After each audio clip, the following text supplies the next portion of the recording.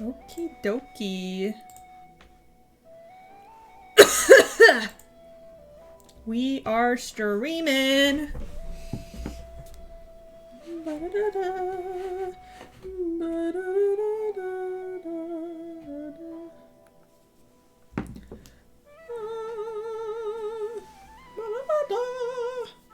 It is time. Did you get the little thing that said, like, warning, this stream has major profanity and all sorts of things on it? Because I had to put those content warning things on here this time. Very interesting. My internet's kind of been in and out today, so we are gonna see how that goes. If it's really dying, I can change some things. You didn't get it? Alright. That might be on my end. Maybe it just didn't ask you because it was like, ah, this guy's fine.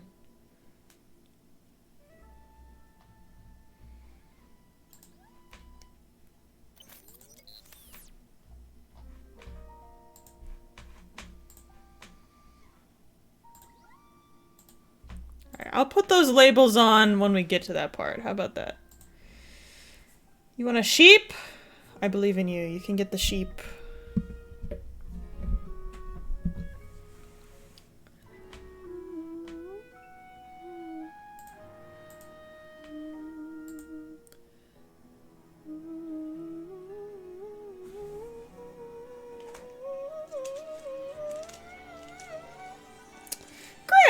Thanks for the 6 months! It is a new year. Ah, what things I have in store for both the main SMP and the What If SMP. Ooh, ha ha ha, you have no idea. Hee hee hee. It's gonna be fun.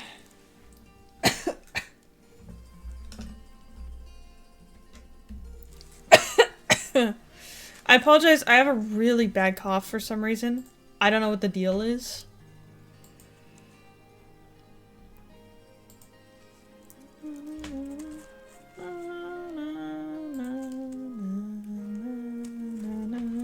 Okay, what was the last? It was 24th, so everything after the 24th is good to go.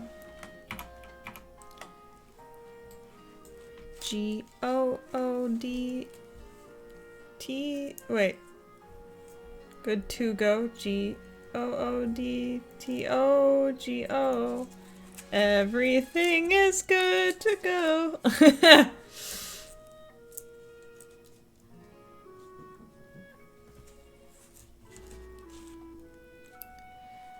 Alright. I don't know if people know. Oh, I forgot to put the streaming ping. That's what it is. I was like, no one's here.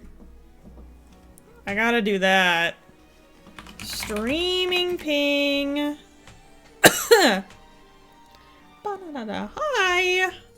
How's it going? Thank you for the head pats, Fluffy, even though it doesn't show up on the starting soon screen. You're tired? Me too. I only slept like 5 hours last night. Because I was so excited about today. Hi, Diva! I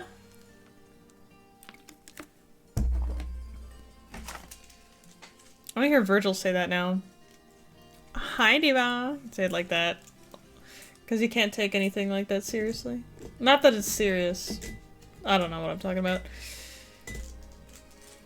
Hi, Clown Celled. Are you ready? Any of you do, is it New Year's for any of you already? I was up all of last night playing The Sims, only just woke up again. Nom nom, or Tuesday. Blah blah blah blah, you know? Wait, I gotta play that. I downloaded it because I thought it was so funny. Wait, did I? Maybe I didn't. Where is that thing? I gotta pin it, actually. Pin message.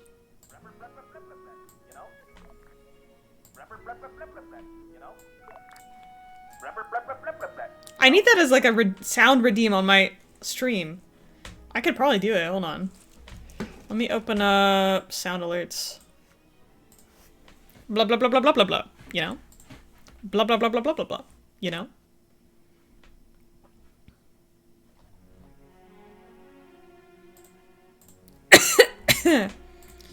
Up. Uploads. Create.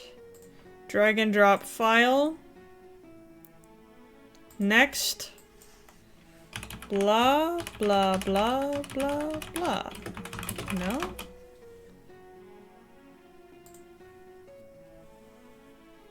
Meme. It is private. Select a thumbnail, okay. Okay, maybe this'll work. Blah blah blah blah blah blah blah blah. You know?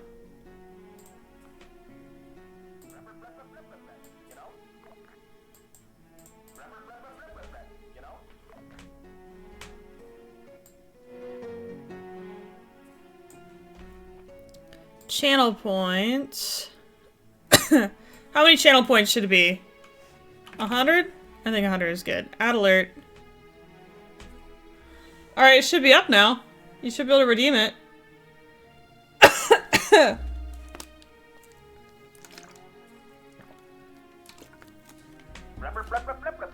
know?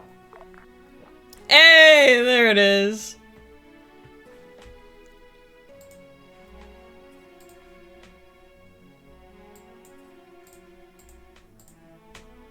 Alright, are we good to go? I think we're good to go. Hi, Angel. That one didn't go off. That sound alert didn't go off. Blah blah blah blah blah blah blah. You know? You know? Thank you. Alright.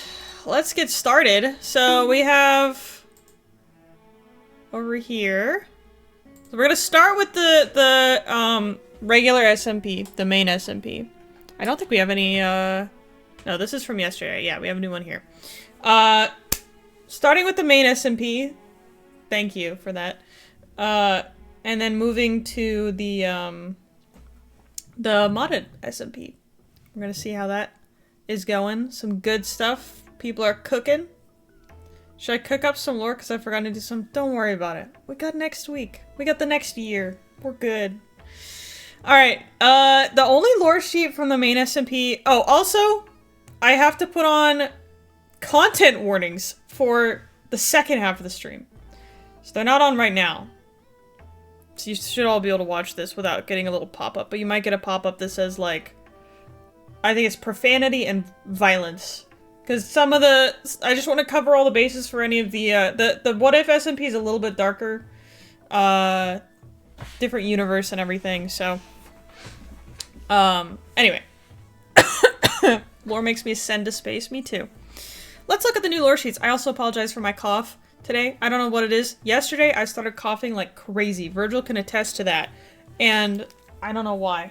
But I'm a little bit better today. Also, my hair is just too long. I need to get it cut. It's in my way. And it looks stupid when I put it to the side. Love making the audio logs. I love hearing them. Alright. We have Claxfer. He was an engineering prodigy once. That was before his older brother died, trying to fix his spaceship, and decided not to go anywhere near engineering again. Moved to Solace to explore it. Hobbies are building underground bases, farming all kinds of foods, mining, exploring. P.S. He still has his brother's old goggles. Oh, that reminds me, like in Arcane, how, Jinx wore Clagger's old goggles. This is really cool, though. Good backstory. A lot of people seem to move to Solace to explore it. Solace is, like, full of war and stuff. Honestly, it's not the best place to explore. We have from Rustics here, The Last Mission.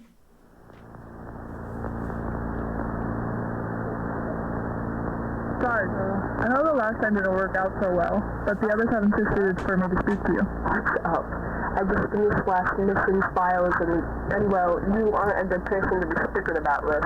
Well, Can you guys understand anything? I can't. Armor wanted us to add cost. It could seem like a good idea. Okay, I'll talk to Armor and then add Toph afterwards if he agrees. He's been busy. Does he seem like a good idea? No, I think it's fine. I just got, contact. With him. Call. Why do we need a comment? Okay then, here's the plan. Without commit. We ran out of Corridor 26 at 08, going down Cliff. Sunset, we should be a few close off of Senate. That's where we'll rest. We get up at 06 next morning, and most clubs close out. Potentially 36, maybe more. I'll tell you more after I talk to Armorer further on. Got it. I understood about 10% of that. I blame Eris and all his alternate identities for all the war. True! Honestly, Eris is the main character of the SMP, not even me. I've been wanting to rewrite some of my character's lore because she's so lazy. Like, she doesn't do anything. There's war happening, people are dying, there's infections, all sorts of things. She's gone. Absent. She's kind of stupid. I didn't understand that. That's very cool, but I did not understand that at all. Back to this. Bloopers for the sillies. These names are so weird. Oh, there's more. There's bloopers of the thing we just watched. All right. The amount of typos in this. Stop!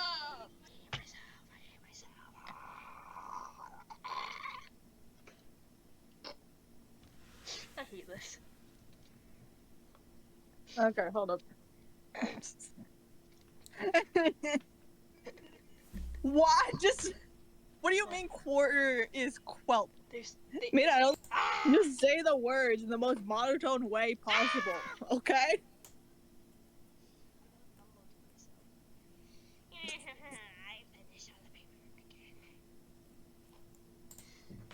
I finished all the paperwork and I don't know what that do.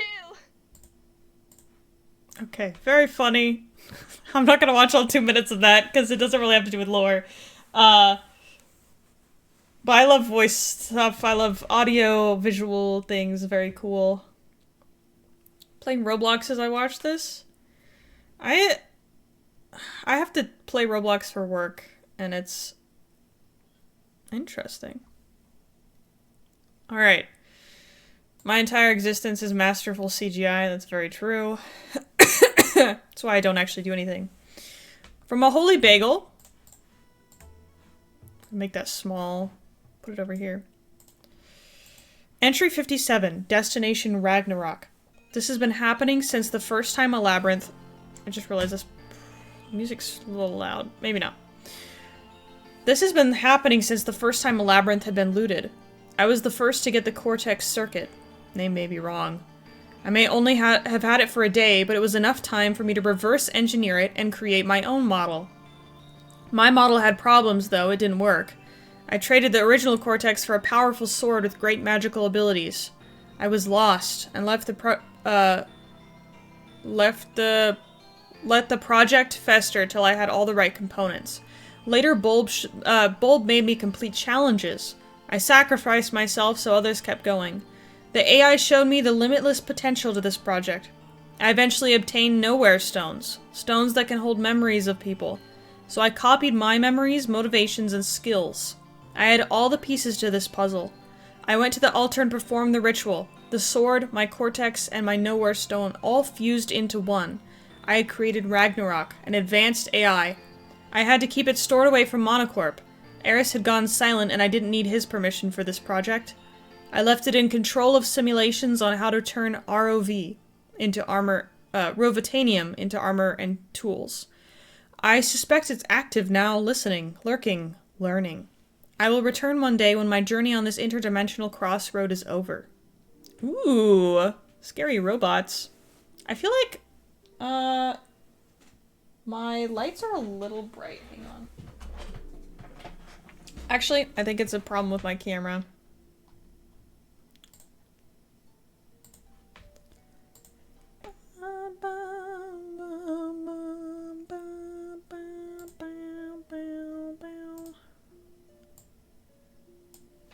There we go. That's a little better, right? Because that's too bright.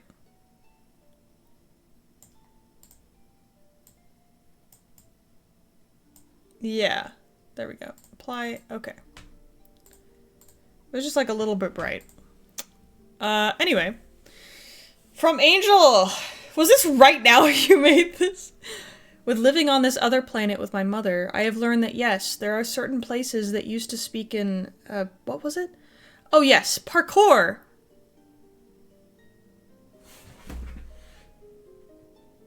Is this a Parkour Civilization reference? This better not be a Parkour Civilization reference, you know that?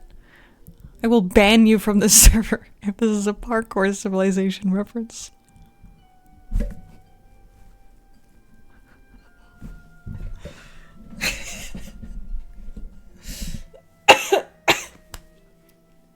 I'm gonna hold your hand. In Parkour Civilization, no one jumps for the beef. Okay. It is... God damn it, I'm deleting this. Just kidding. Okay. My mother has been telling me about this place. Not that I understand it, of course, but I'm doing my best to understand. I also feel like I betrayed Susie. The guilt is starting to hit me. Maybe they were right. Did Loomis brainwash me? I have no idea. I'm scared. No more Parkour Civilization references. I swear. This is a serious server, you guys. Alright. Next up, we're going to watch through some of the old clips, screenshots, funny moments, quotes from the End of Your Clips channel. Everyone has put some classics in here. We'll probably also go over my blah blah blah blah blah blah blah, you know? We'll probably also go through like Twitch or something. Oh, I just realized I need to put up a lot of the Lore Tuesday stuff. That's for later me to do. Okay, starting up. Anyone down to die for a pair of jeans? Raise your hand. Hi! Waving! Wait, we need the echo effect on this, hold on.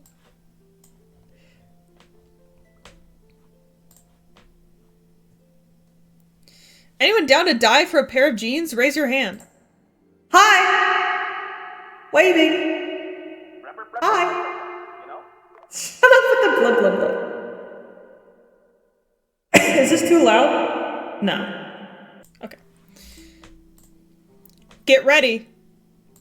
I was born ready. Here. Thanks, bro. Worth it. Freya, but if she lived in a cave? Whoa! It's almost like it's a cave sound effect. That's crazy. Okay, we have another clip from Clown Cell. I actually love this house. That's actually really pretty. Wait, how is everybody gonna live here? I'm just gonna be using the box. It's just this person dying over and over. I lost my catch. Dude, I'm that would hurt. Whoa! Square up! Yo! Miracle. Miracle's head right there. Wait. I'm going back. Whoa! Ayo! Ayo!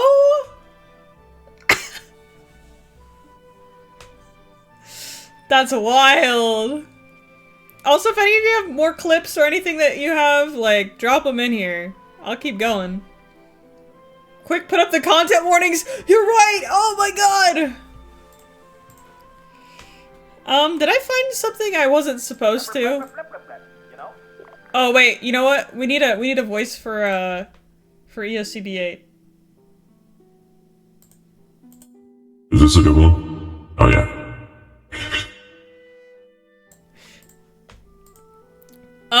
Did I find something I wasn't supposed to? Eris's domain. Oh, that's my domain, the Upside Down Temple. Oh, my bad. Yeah, don't worry, it happens. It's Cardigan? Wait, what's something Cardigan would say?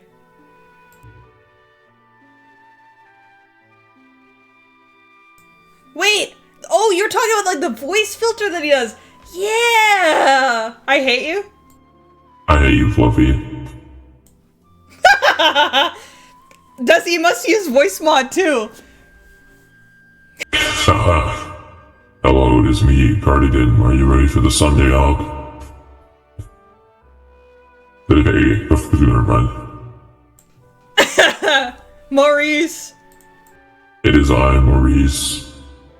I can run the Arma Ops now, guys. Hold on, I gotta turn- Is the music too loud for you guys? It's too loud for me. Just me getting quizzed by Frey after my account got banned. What a lovely surprise. This is me. My account got taken away from me. What? Say something only Angel would know. Alien, I don't know. Music is quiet. Okay. Is this a little better? You like the music where it is? I'll put it in between the two.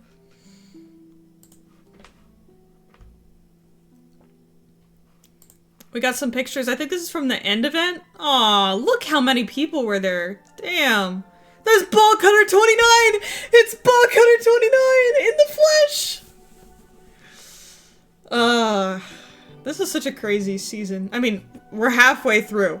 Halfway! There's Cardigan over there. It's Fluffy behind the particle effects. Wow, we had so many people at the end event. I think this was like peak attendance right here. I'm there with the Feladay fam, yeah. You got cropped out of the photo? No, you're- well, yeah, by the pedal. Here you are over here. You're jumping. Aw, this is the picture I took of all the, FRI people.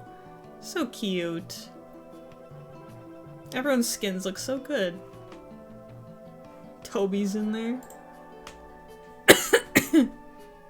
Aw, here's me and Pomyo. Aw, this was at someone's wedding. That's so cute. I love that. It was super fun. What are we gonna do? Like, this is around the time last year that they started working on the season 5 end event. It was pain. Although, I mean, it should be... I don't know if it will be easier this time. We know... I know Axiom this time, so I can help a lot more. Yeah. Yeah, this is about when we start planning for it, or you start planning for it. I was not really involved. Oh, we gotta listen to the Ball Cutter thing, I guess. Oh!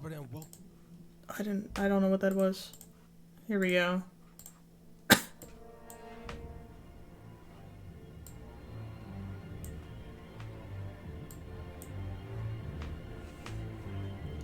This part is gonna get muted in the stream.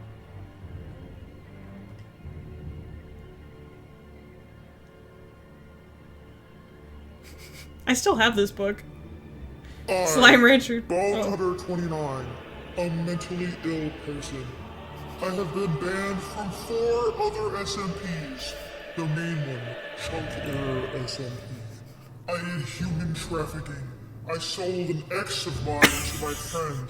I can't control myself. No one can help me. Day 1. I made this book for everyone to know the truth if I ever get banned one day. Smile, Freya. She seems to be keeping an eye on me. Reason 1. I picked up 300 shulker boxes. 2. Doubling things with a glitch. And lastly, 3. Taking her beacon. I'm changing back. I can't. Day 2. I always see a name tag every once in a while. I feel like someone is watching me. Grim. I can't let the admins Taking find her the book bacon. yet. Anyways, I seem to be shifting back to my new ways. I can't be caught again. One more time and I'm done for. Day 3. I'm sick of being laid intro the shadows of millions. I, Ball Cutter 29, have been replaced, and I won't let this end. I will not fall so easily. I will slowly be known as something. It can be anything. I made my choice. I want to be a villain. Day 4. I wander around. So many people, and they chose to all be toxic and self-centered. I'm sick of this world. I gotta do what has to be done. My partner in trouble is down my queue. I have rage built up. It's a burning ball of fire in my heart that remains. Day 5. My disorder is only getting worse. I feel like I lose the real life more and more. I don't know what to do. I'm scared to be blinded by myself, but it's better. It's better than home. Home is just a group of people living in the same house. It's sickening. This world must burn to ashes. Day 6. I watch everyone. They are all jerks. Everyone puts on a face to meet another. But once they get comfortable, they start to remove the mask. Comfort to bail. I don't mask the truth. I'm gonna show everyone and open their eyes. Day 7. I hate this server so much. It's worse than the chunk error SMP, and I did some fucked up shit in there. It's only a matter of time before anyone finds this shit out. This server is all a fucking lie. I want it to crash and burn down. Day 8. Everyone here is a bitch. They are all I came back 7 down, and I am too. It's the truth. They can't just accept or say the truth. They bottle themselves for no reason just to end up 6 feet under the ground. I honestly hate this whole server. Day 9. My double faces, my memories, everything was fake. I am no longer my real self. I'm Bowcutter 29. I'll be stuck in everyone's head like the hair on their head. I will be remembered forever. I will open everyone's The music is so good for this. Day 10. This is the end of the book. Open the truth. Don't lie. He did get remembered. I hope you guys act like your true selves, even when there's someone new or anything. I hope Bowcutter is everyone's idol. Reverse psychology. I'm gonna make sure everyone's eyes are open. If you are Smile Fire, go to page 22. Dear Smile, you were one of the very few people who were nice, even if you did watch me to see if I was cheating. That's okay. You did an amazing job. I hope you do. I hope you one day own the server. Goodbye, Smile. Thank you. Bowcutter 29. Oh, I love Bowcutter 29, man. Just everything about him. I don't know why the caption stopped. Hold on. Start captions. Captions work? No? Yes? Does it just say, alright, are we? Or are the captions working for you guys? Yeah, me too. I hope I own this server someday. It'd be fun. Too bad Virgil won't give it to me. This is a good clip too. Cursed event. Yeah. Oh man. This was rough. Kath lost her mind during this. This was it. This is why she's writing like 50,000 words for the modded SMPs because of this. This broke her. Everyone was crashing out. Oh man. Smile Wars SMP.mp4. What is this? The truth. I am.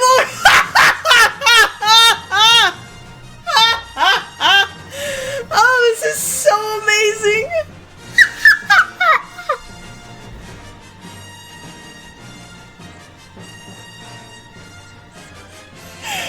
Oh man.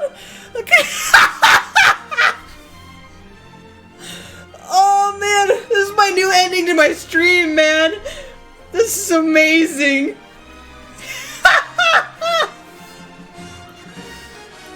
Oh. Shin, you're a legend for making this.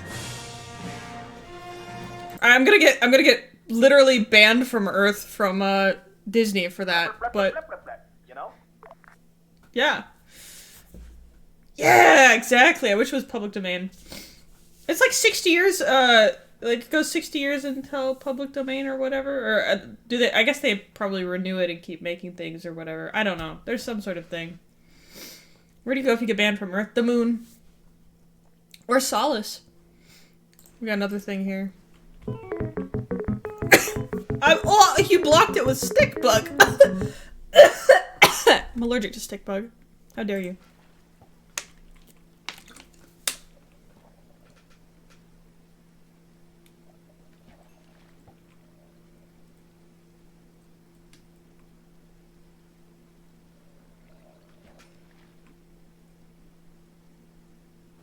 Swift Sneak 3. What? Yeah, exactly. What? That's crazy. John Engler himself. 70 years. Alright. Hey Siri, how long ago was Star Wars made? Star Wars was formed in 1977. 1977? So we got like 20 years left or something? Yeah. Can't forget the subathon. That was this year? That can't have been. Was that this year? Wait, it probably says the date on here. Last year. Yeah, no. This has to be from last year. Either way, we'll watch it. What a stream! I cried after this, by the way. I cried multiple times during this stream. 3, 2, 1.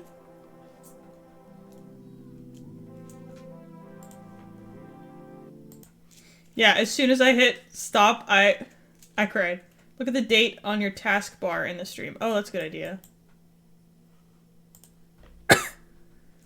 Yeah, 12!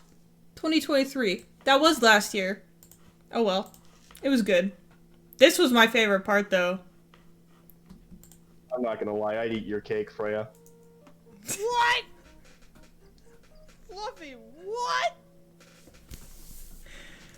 Oh, man. I was making a cake on stream. Defend me, somehow. Fluffy, you know what, I'm not gonna explain it. I'm not gonna explain it. Fluffy, you sweet summer child. Virgil's saying, back off, whoa! Okay. I'm gonna bring this to the kitchen and I was so confused. I cried, he cried, we both crowed. Caca! It wasn't me, Your Honor, I was elsewhere. Literally opened the stream, saw the cake, saw Freya in Discord streaming, and bombed her. You know? Alright. More music. Oh, this is, the wedding for Agent and, was it Grimm an agent? Or no, it was someone an agent. I don't remember. It was a different wedding. Dude, so many weddings this season. This might be, like, we're coming up with, like, names and logos for the, for each of the seasons. I think this one might have to be something with, like, weddings or, like, love or something, because everyone was getting married. And divorced. Telemention! Oh, this is during the, I liked this a lot. It went along, on a little too long, but it was really fun. And then Chicken talked too much. Or Nova, sorry. Yeah,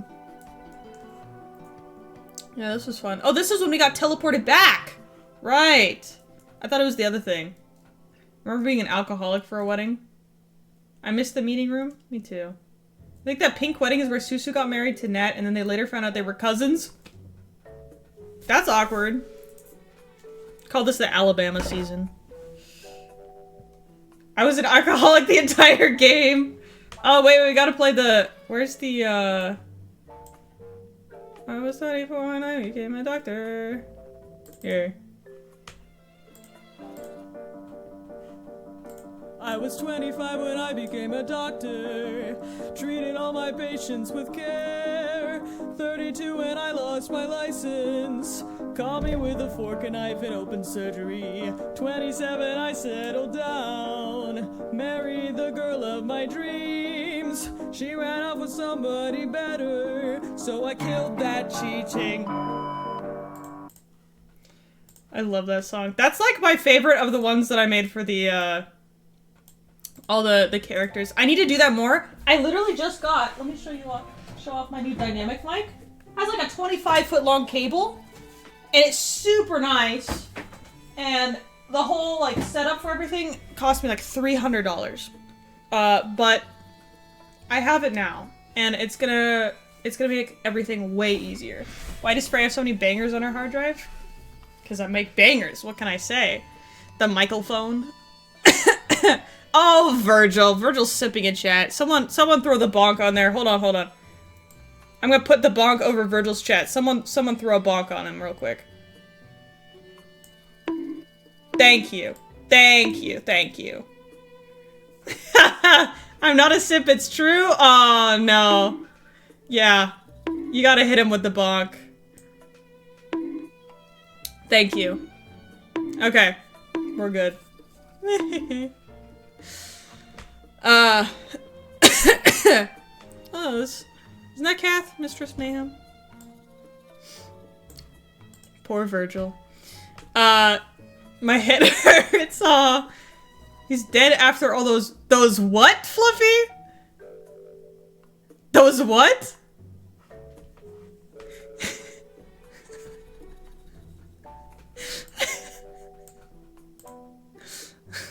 Fluffy, please.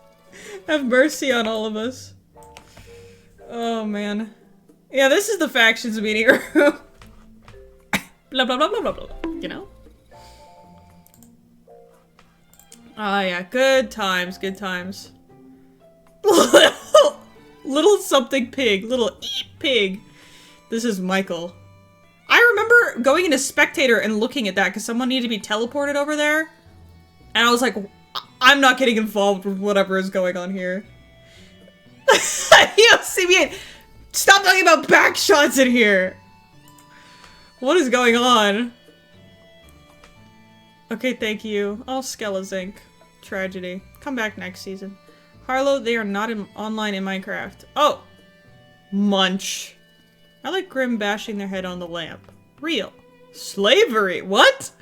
Bruh, camps? Slavery? What? Excuse me? Ayo, Grim? Huh? Wait. Pancake delicious. Ayo, Grim? Huh? Spawn? What just happened to Skelly? I had pancakes for dinner. They actually slapped. Chat is zesty today. I remember we had to get your help after the wedding because Michael got himself stuck down a ravine. I remember that. That took so long to get him out of there.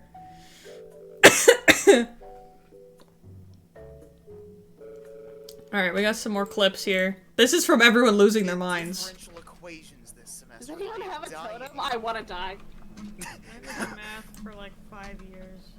I am going to have to do that. Can I get some scaffolding, please? No scaffolding. I can't reach that one.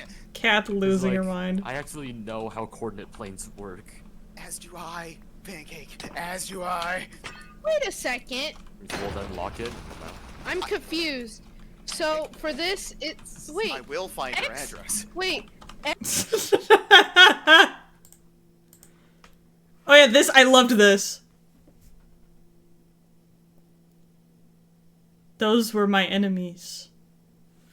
For real, for real.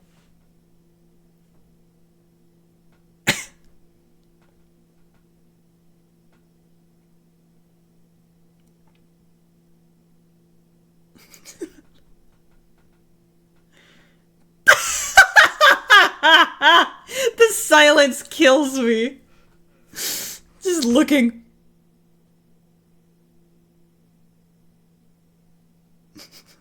Whoa, I also keep... And the mutual slow turn is so funny. I was laughing so hard and then I tried to clip it and my clips were off because I was coming to help with something else. I was expecting to have to clip something, but you've seen too much.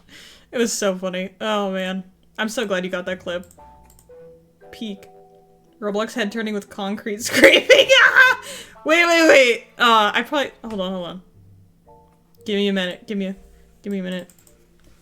Concrete scraping sound.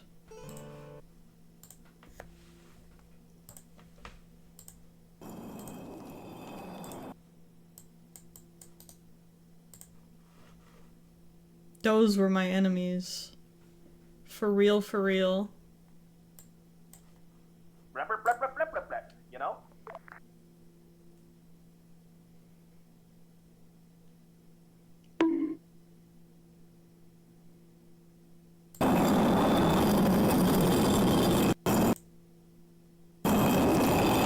Okay, I timed it so poorly, but, you know.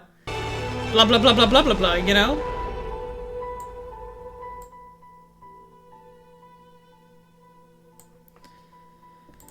Alright. I remember this happening in game, I was so confused.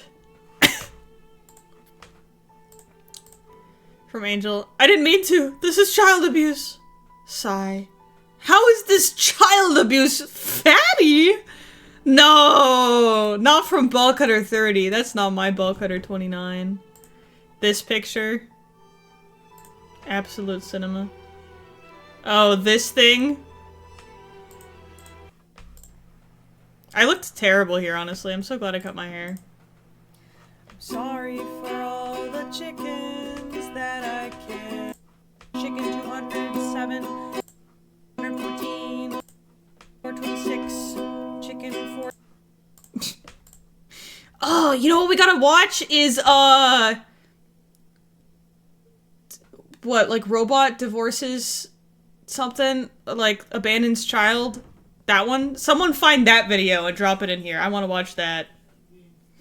The one with Eris and EOCB8 and Marigold all, like, fighting.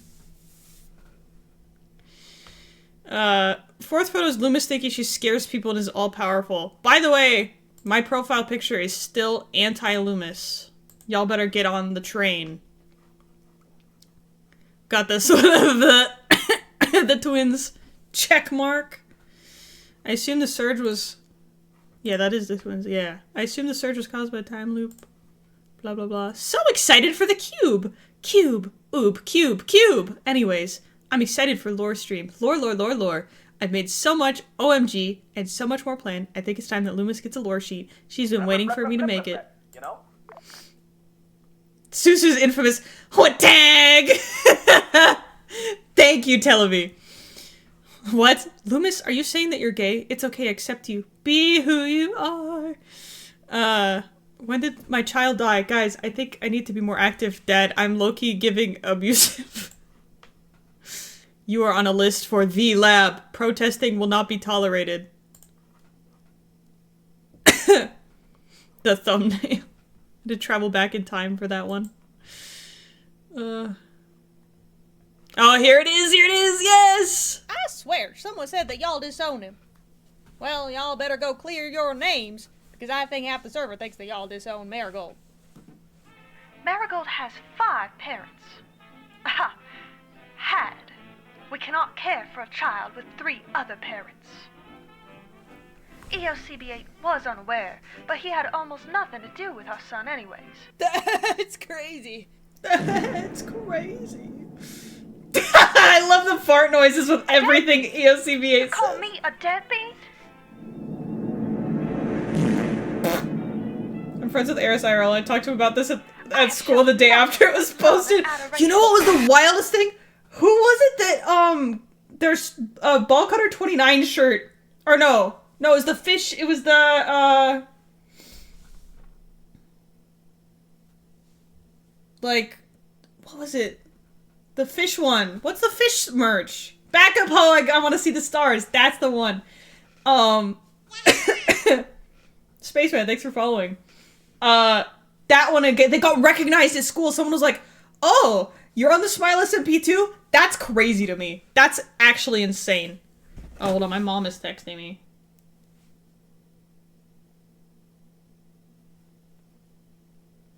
She's telling me how cute an outfit would be on me. That's so wholesome. Patiently waiting for the infamous tag. Okay, we keep watching. Even when I was ordered to go kill our son while infected, I still let him go. I set him free from the rig and the infection. Being unable and being unwilling are not the same, Eris. Skill issue does not constitute showing mercy. 2 crossbow bolt wonder. You know I have issues with my arms, so I can't swing a sword. You know this. Exactly. You wanted to kill him, but you couldn't. I never wanted to kill our son. How could you say that about me?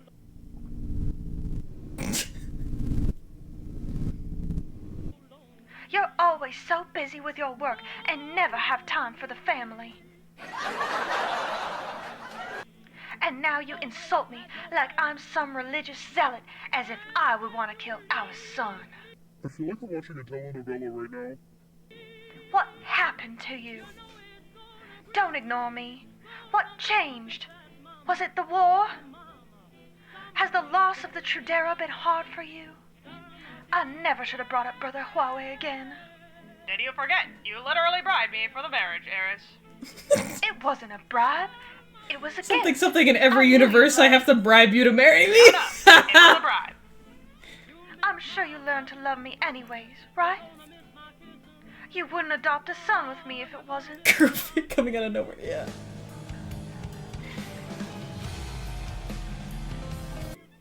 Oh my god.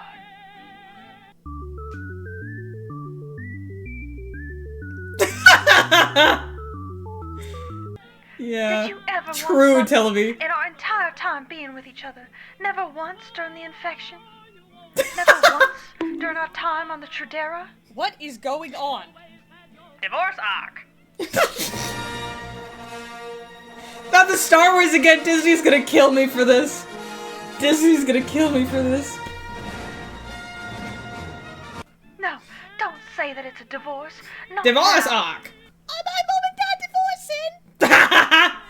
We can talk about this. What's going on? No, EOCB-8, tell me, once, with complete and total conviction. What tag? No, my mom and pa!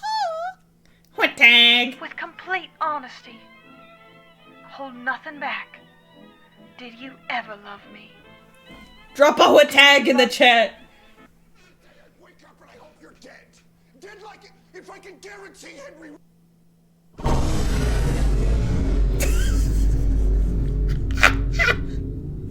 From time to time. Please, someone animate this. Gojo! Gojo, if you can hear me, Gojo! I love you too. Glad we're still married and Marigold is still our son. I'm gonna cry!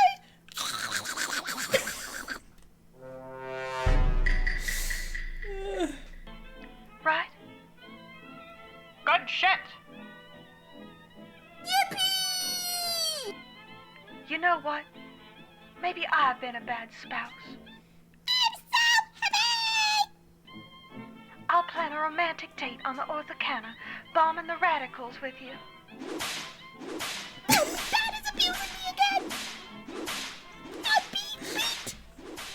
It's okay, son. He loves you. Trust me, he hits me too. Oh, man. Oh, I forgot. I need to do one of those for the non-canon chat in the modded SMP. Oh, man, there's some golden stuff in there for that. The last line's crazy. Yeah. Oh, man. If I have time tonight, I might do it if my cough doesn't get too bad. I see where Miracle gets his abusive attitude from. True! Yes. No. Okay. Best thing ever. Please make one with Sprite Olm. That'd be so funny. I have to figure out the voices for everyone, though. Alright. We have some more things from Grimm here. Let me turn on the music again. I need to find different music. Hold on. This goes over a bunch. Twitch music.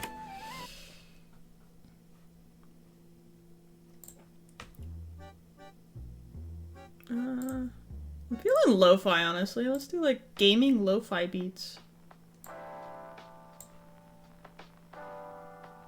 Alright, there we go. You have lots of screenshots.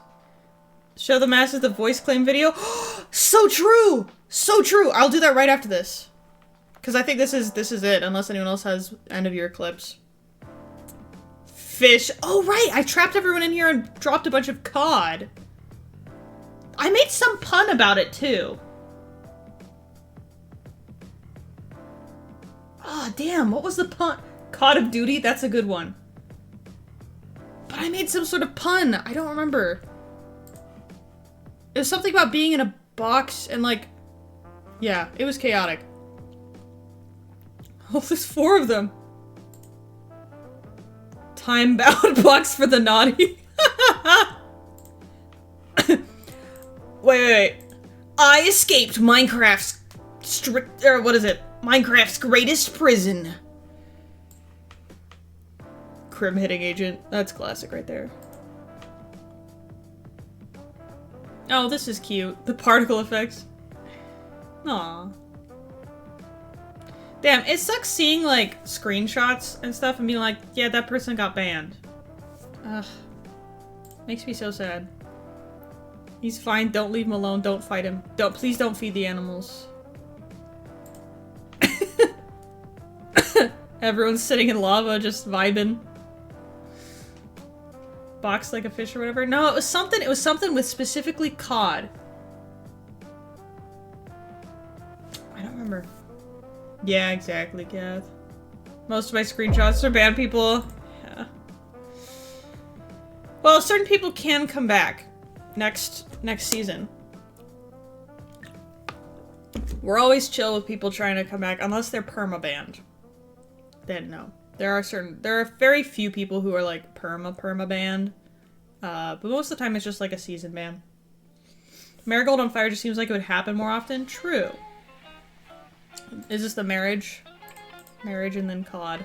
Alright, I want to show off... Oh, what was it? You know? Where was it? The, yeah, the voice claims, but like, where was it put? I'll explain it, but where did I put it? Voice claim.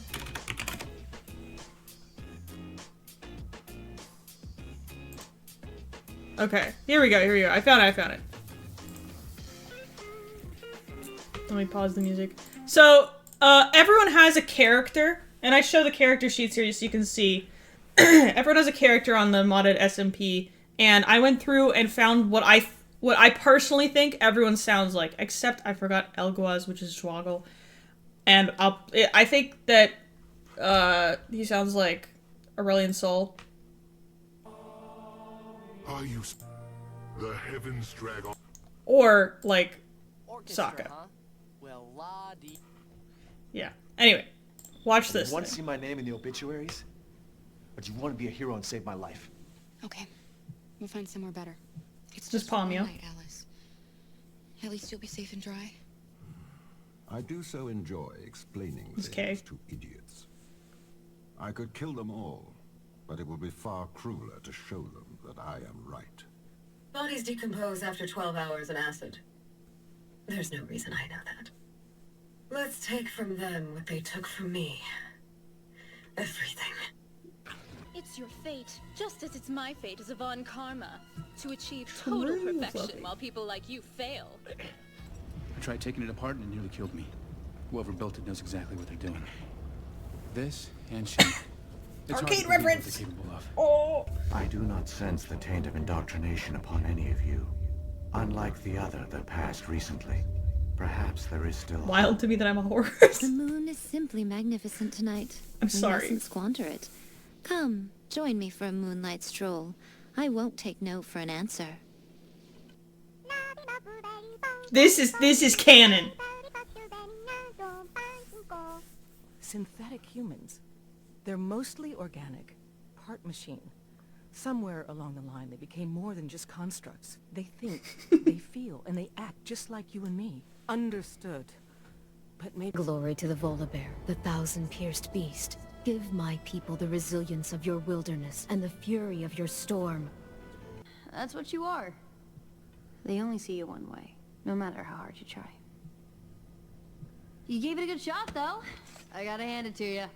All I knew was that I was headed home. I couldn't believe it. Sorry about making you a horse. I was free, and the next, more ropes. You could survive in that suit of yours. Very well. I will lower security on the satellite access elevator, and you can go up into the dome. This is also I can help canon. you over the intercom. Freeman. When my parents were still alive, me and Powder used to share a bed like this, except maybe half the size. We played a game where we pretended to be bigger and bigger monsters. Arcane reference again! I expect you to believe in ghosts, Watson. I told you, there's no such thing as... Wait. We should talk more about this later. I promise you, Natalie, you didn't see it. There are more characters now that I gotta add. Alright, so this is where I go into the stream settings, and I have to legally add the content labels, because there's going to be a lot of profanity, a lot of swearing in the other lore sheets, so I have to put that on there. And then there's probably going to be some graphic depictions of stuff, depending... I'm hoping that, like, nothing too bad, but I am putting that on there so that it's just covered, so Twitch doesn't get on me for that. So I'm gonna go through the lore updates channel here, and we're just gonna vibe. We're gonna look at all of the. We have a lot to read. I am ready to read. I'm so excited. I'm gonna get out the set the scene stuff. I always love seeing people's different expressions of artwork. Yes. I love my characters being involved in art and stuff. Yeah, I want everyone to feel super included here. Like, I'm working with Virgil in the next... Now that we have, like, everyone's characters, mostly, we're gonna work on kind of meshing everyone's stories together as we move forward. Coming up with ways that we can have you interact and stuff. I highly recommend, if you want to... I mean... Virgil and Kath and Pomyo and we're all, and my character, all of us are like linked together with our stories. So I highly recommend reaching out to other people on the server, or like just saying like, hey, I want to connect our stories together, our backstories together. Find ways to do that. Find little things you can do. Like, for example, Yelena's thing is she's visited a bunch of different planets on the Rim as a traveling medic. So it'd be really interesting if she could visit one of the planets that y'all came from, but I don't know who. I want to post more art for my character and her wife, but I can't do digital art. I don't have my phone still, so I can't take photos. Oh, if you I can draw some for you. It reminds me of the officers bonding over being different from others. Sprite Olm, Selena Blake, and Elgwaz are the silly comedic B-plot trio. Hi, Strawberry. Perth is from Rimworld? That might work. We'll talk about that. Alright, everyone's saying hi. So, there were bingo. I made a bingo sheet too, but I don't remember if I read this. Let's see which things have happened so far. Also, if you are totally free to come in here and be an observer and see what's going on. You don't have to join the server or anything. If you just want to see all the fun stuff that's going on in here, you can join. I think the link is still in the announcements or whatever. Maybe if one of the mods can drop an invite to the server in the Twitch chat, that would be incredible. Because then more people can come in and be observers and see all this stuff. Alright. Fire happens, stuff burns, someone has a mental breakdown. That's happened multiple times. Alcoholism happens on day 3. I think it happened on day -20, or -10, or however many days it's been. Someone opens... Thank you, Strawberry. Someone opens a therapy business. That will definitely happen. Virgil gets killed. I don't think so. I hope not. Someone threatens Olm with styrofoam. Already happened. Someone starts to speak a whole different language randomly. There was a bunch of French happening earlier. So, yeah. Someone jumps out of the ship dramatically. Not yet. Keener or Artemis shoots someone. Guaranteed. Yelena goes crazy. Already happened. Eric's gets sprayed with Raid. That one is crazy. Eric's gets sprayed with Raid is crazy. Thank you, Strawberry. Let me pin that. In case any of y'all want to join. You would cry, that's probably gonna happen. Someone gets possessed. Elgwaz jumps out of the ship and can't get back on. Desidder and Olm brawl to the death. Someone has an allergic reaction. Gay talk, already done. Depression talk, already done. Boxing ring in kitchen. Still, some people are still hoping for that one. Everyone has insomnia and can't sleep. Everyone is mentally ill. Shocker, already done. People get married somehow. Is there any... I mean, If bribes happen, maybe Perth and Hind. But I don't think that would happen. Olm learns to read somehow. Brain rot infection. Brain rot infection has been going on before the amethyst infection, let me tell you. Are there even love plots? I was going to have a love plot with Virgil's character, but I'm not gonna do that anymore because Elena's story is so tragic. She's not gonna be up for being in love again for a long time. And she's like 40. I mean, not that 40-year-olds can't be in love. So many Star Trek plots. I know, dude. Well, the way that we're running this is similar to episodes. Like, think episodes of Star Trek, where we're at a planet, we have a task to do, we do it, some interesting things happen, and then that episode is over after a couple weeks. EOCBA being a character always scares me. Me too. Sprite Olm being a character cracks me up. Marigold being a character. Marigold is Sprite Olm now. Yeah, TNG and Voyager. Well, that's, for me at least, that's big. I love TNG and Voyager. Best shows of all time, like, especially TNG. Voyager was really good, surprisingly, because I hadn't watched it before until this year. Yeah, peak Star Trek for sure. I'm gonna do my absolute best to stay in character at all times on the server and really drive it home this time around. With Proc's chat'll work, let's go. I love that. We are going to have, so I want to have like 3 days a week where it's like in character days, and then like the rest of the time people can be off character, grind whatever they want. I thought the What If server was going to be a Minecraft server. It is, but right now it's just Discord. But it is a Minecraft server.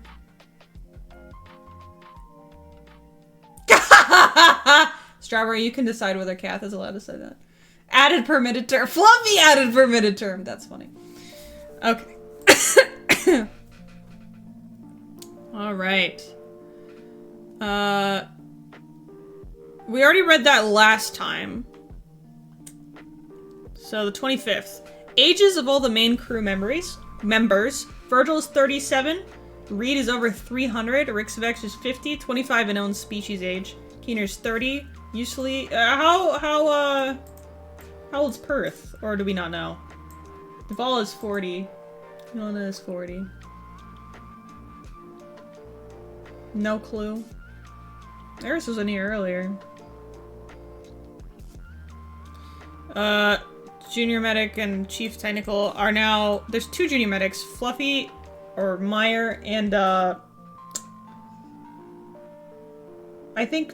Oh, wait, who else was the Junior Medic? Comet, yes. Comet hasn't made anything yet. And then Chief Technical is Gojo, or David or Osiris. Pretty cool art. Blight Unknown, Hind Unknown, Karasu, or Karasu. 28. Sprite Olma, 140! Damn. Artemis, 27. Jack, 25.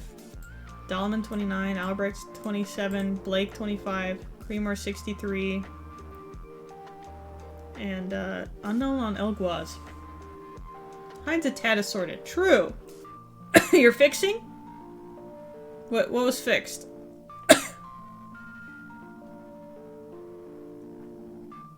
Oh yeah, there we go. Nice.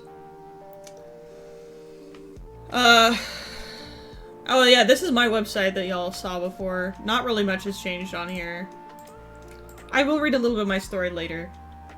Alright, we got some more. We got our first story here. Alright, we got fun facts. Should we, let me know if you guys have any, like, recommendations or requests on, like, hey, you should play, like, this kind of, like, play forest ambience or campfire ambience or anything that would, like, set the scene. Let me know. Can I dark mode it? Is there a dark mode for... Is there a dark mode for,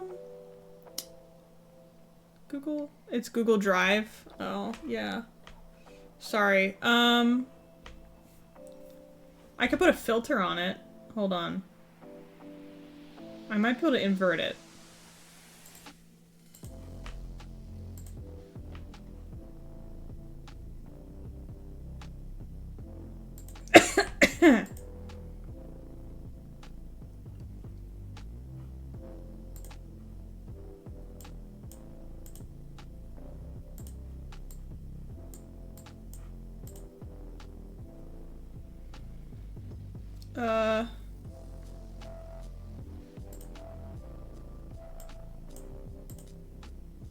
Okay, that's not what I wanted to do. Star Trek ambience? Got it. I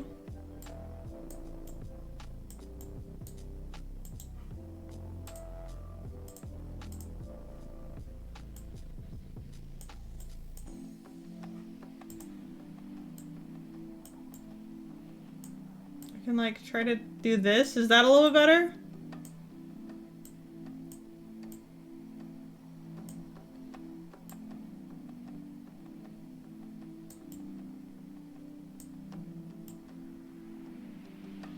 That's much nicer. It might be kind of hard to... Okay. Alright, I hope it's not nearly as right. Okay, cool. Okay, Star Trek ambience. Is that what we all agreed on? Star Trek ambience.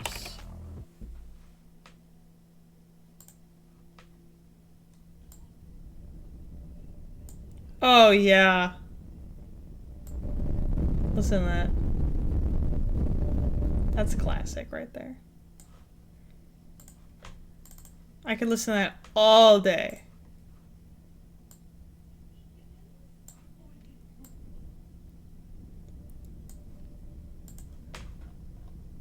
Alright. Fun facts. Desidder's name came from old grandparents who were Prussian, or German, I guess. The family had kept the last name and the tradition of Prussian names due to the fact that Prussia was a huge part of their family.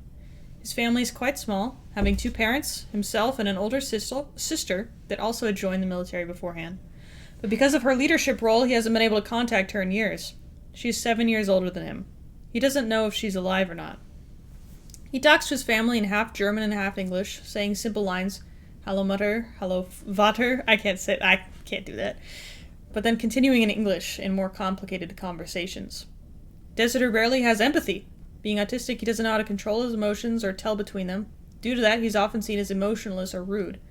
People have to be straightforward with him. If you want to stop, straightforwardly tell him to stop. He will not understand it otherwise. Autism. He cannot tell if he cares for anyone, so please if he says anything like that, do not be mad about it. He can't tell between talking to someone he doesn't know, having a friend or a close friend. He sees everyone's relationships towards him the same. He's very stubborn with emotions. He will rarely open up about his past, that he sees weak of him. He's colorblind towards blues and yellows. Oh, that's interesting. Alright, we have trigger warning, abuse, mention of self-harm.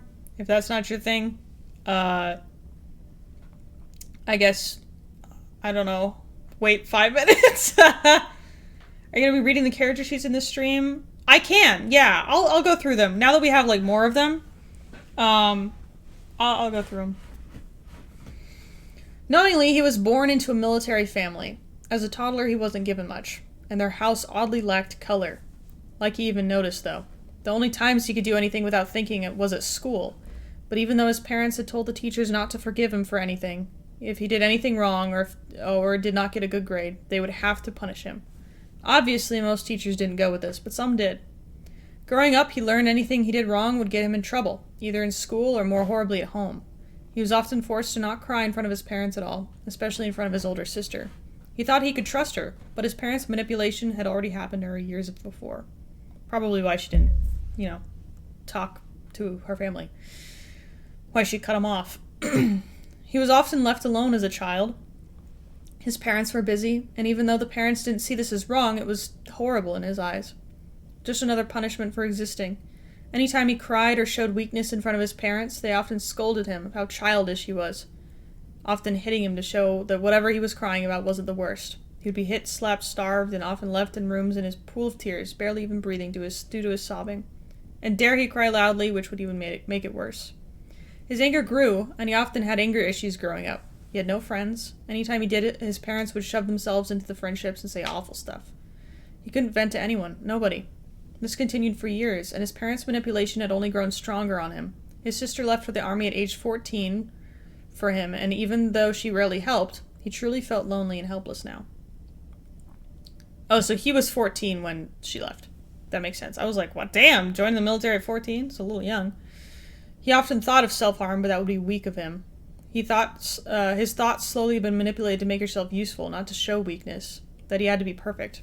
Maybe if he was good for a year, he would truly get something cool. The abuse had grown less over the years, but it was still common to happen to him a few times every week. He'd gotten choked once, and that was truly the first time in years something had happened to him that made it worse than before. He wouldn't say his parents were outgoing, but they often made him go into the handmade military courses. Other than the beatings, this was the worst. The injuries were definitely worse. His elbows would be tired effortlessly. He had fallen 8 feet off the ground plenty of times from those, and each time they were different, which he could rarely get used to any of the new things. Going into the military, what he expected was understimulating. The yelling was all the same, but if he just followed the others, he didn't get beat. At most, he was told he was the best, something he had never heard before. He felt useful for the first time. He slowly grew comfortable into the military, even though he publicly didn't show it. Although it was still such as impossible to gain friends, he still had chances without his parents barging in, without realizing he accidentally had grown into his parents, often acting rude and mocking others, which he hated about them, but hadn't known he was doing the same. He was just used to it. It was the only thing he grew up with, and so he didn't know how to act nice or thankful or anything. Damn. Do any of us not have a tragic backstory? Yeah, exactly, Kath. This whole crew is messed up. Alright, before we continue, I am going to read through the sheets, because I want to get that down, and then we'll get more into, like, who everyone is. Selena does it? Let's go! Alright, we got Captain Marcelo Virgil. I think I already read this one. Do you want me to reread the ones? Oh, hold on. Let me take off the filter here.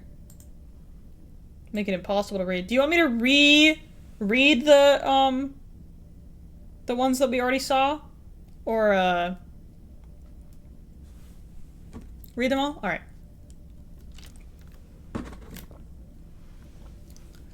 Marcello was born in a village in northern Italy, and from a young age became fascinated with the machinations of space. I probably said that wrong. Space travel. He wanted to learn and understand everything he could about how a spaceship works, and journey to distant worlds. He spent his school days doodling little ships and space battles in his notebook. He excelled in math and physics, but struggled with subjects like history and language arts. Outside of school, he spent time playing games with his friends and building model kits he begged his parents to get him. By the time he graduated, he had the entire Orion fleet on a shelf in his room.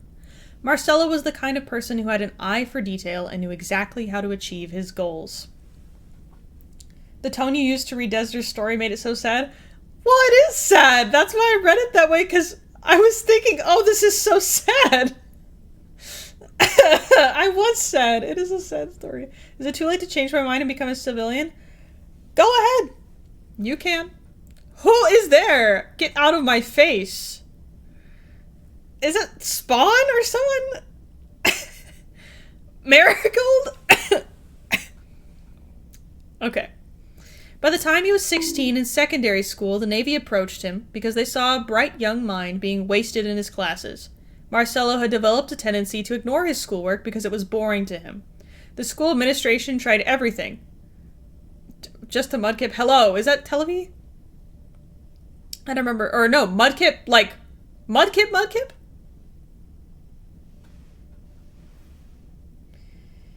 I have to read stories like mine is neutral, don't realize how sad it is. Okay, don't touch anything. Look at you? Oh, it is Tilly. I am looking at you. What do you want? It's Televi, get out of here. I'll make this offline. Go away. Okay. The school administration tried everything, but they just didn't have the skills needed to occupy his mind. That's when the military offered him something he'd been looking for his whole life. A way into the stars. At 16, he was pulled early from secondary school and started at a junior naval academy before being transferred to the Soul Pact Academy of Naval Officers at 18. Marcelo had to study hard, and he was finally being challenged at school. At 22 years old, he graduated from the academy with a bachelor's degree in mechanical engineering and an associate's in computer science. His military service was nothing short of exemplary over the next 15 years, and he had finally landed himself the role of captain on board any ship that was available. Marcelo was always looking forward to what's next. The next star, the next problem, the next era. When he heard there was a fleet of new ships coming out of the Pillars of Creation, he knew which ship he wanted to command. The Arcturus. State-of-the-art technology, the newest mission in the Navy, the next chapter of the Soul Pact Union. Marcelo had to be in the front seat, now that it was being held out to him. I didn't realize it would show accuracy. Alright, do you want me to read the service record too?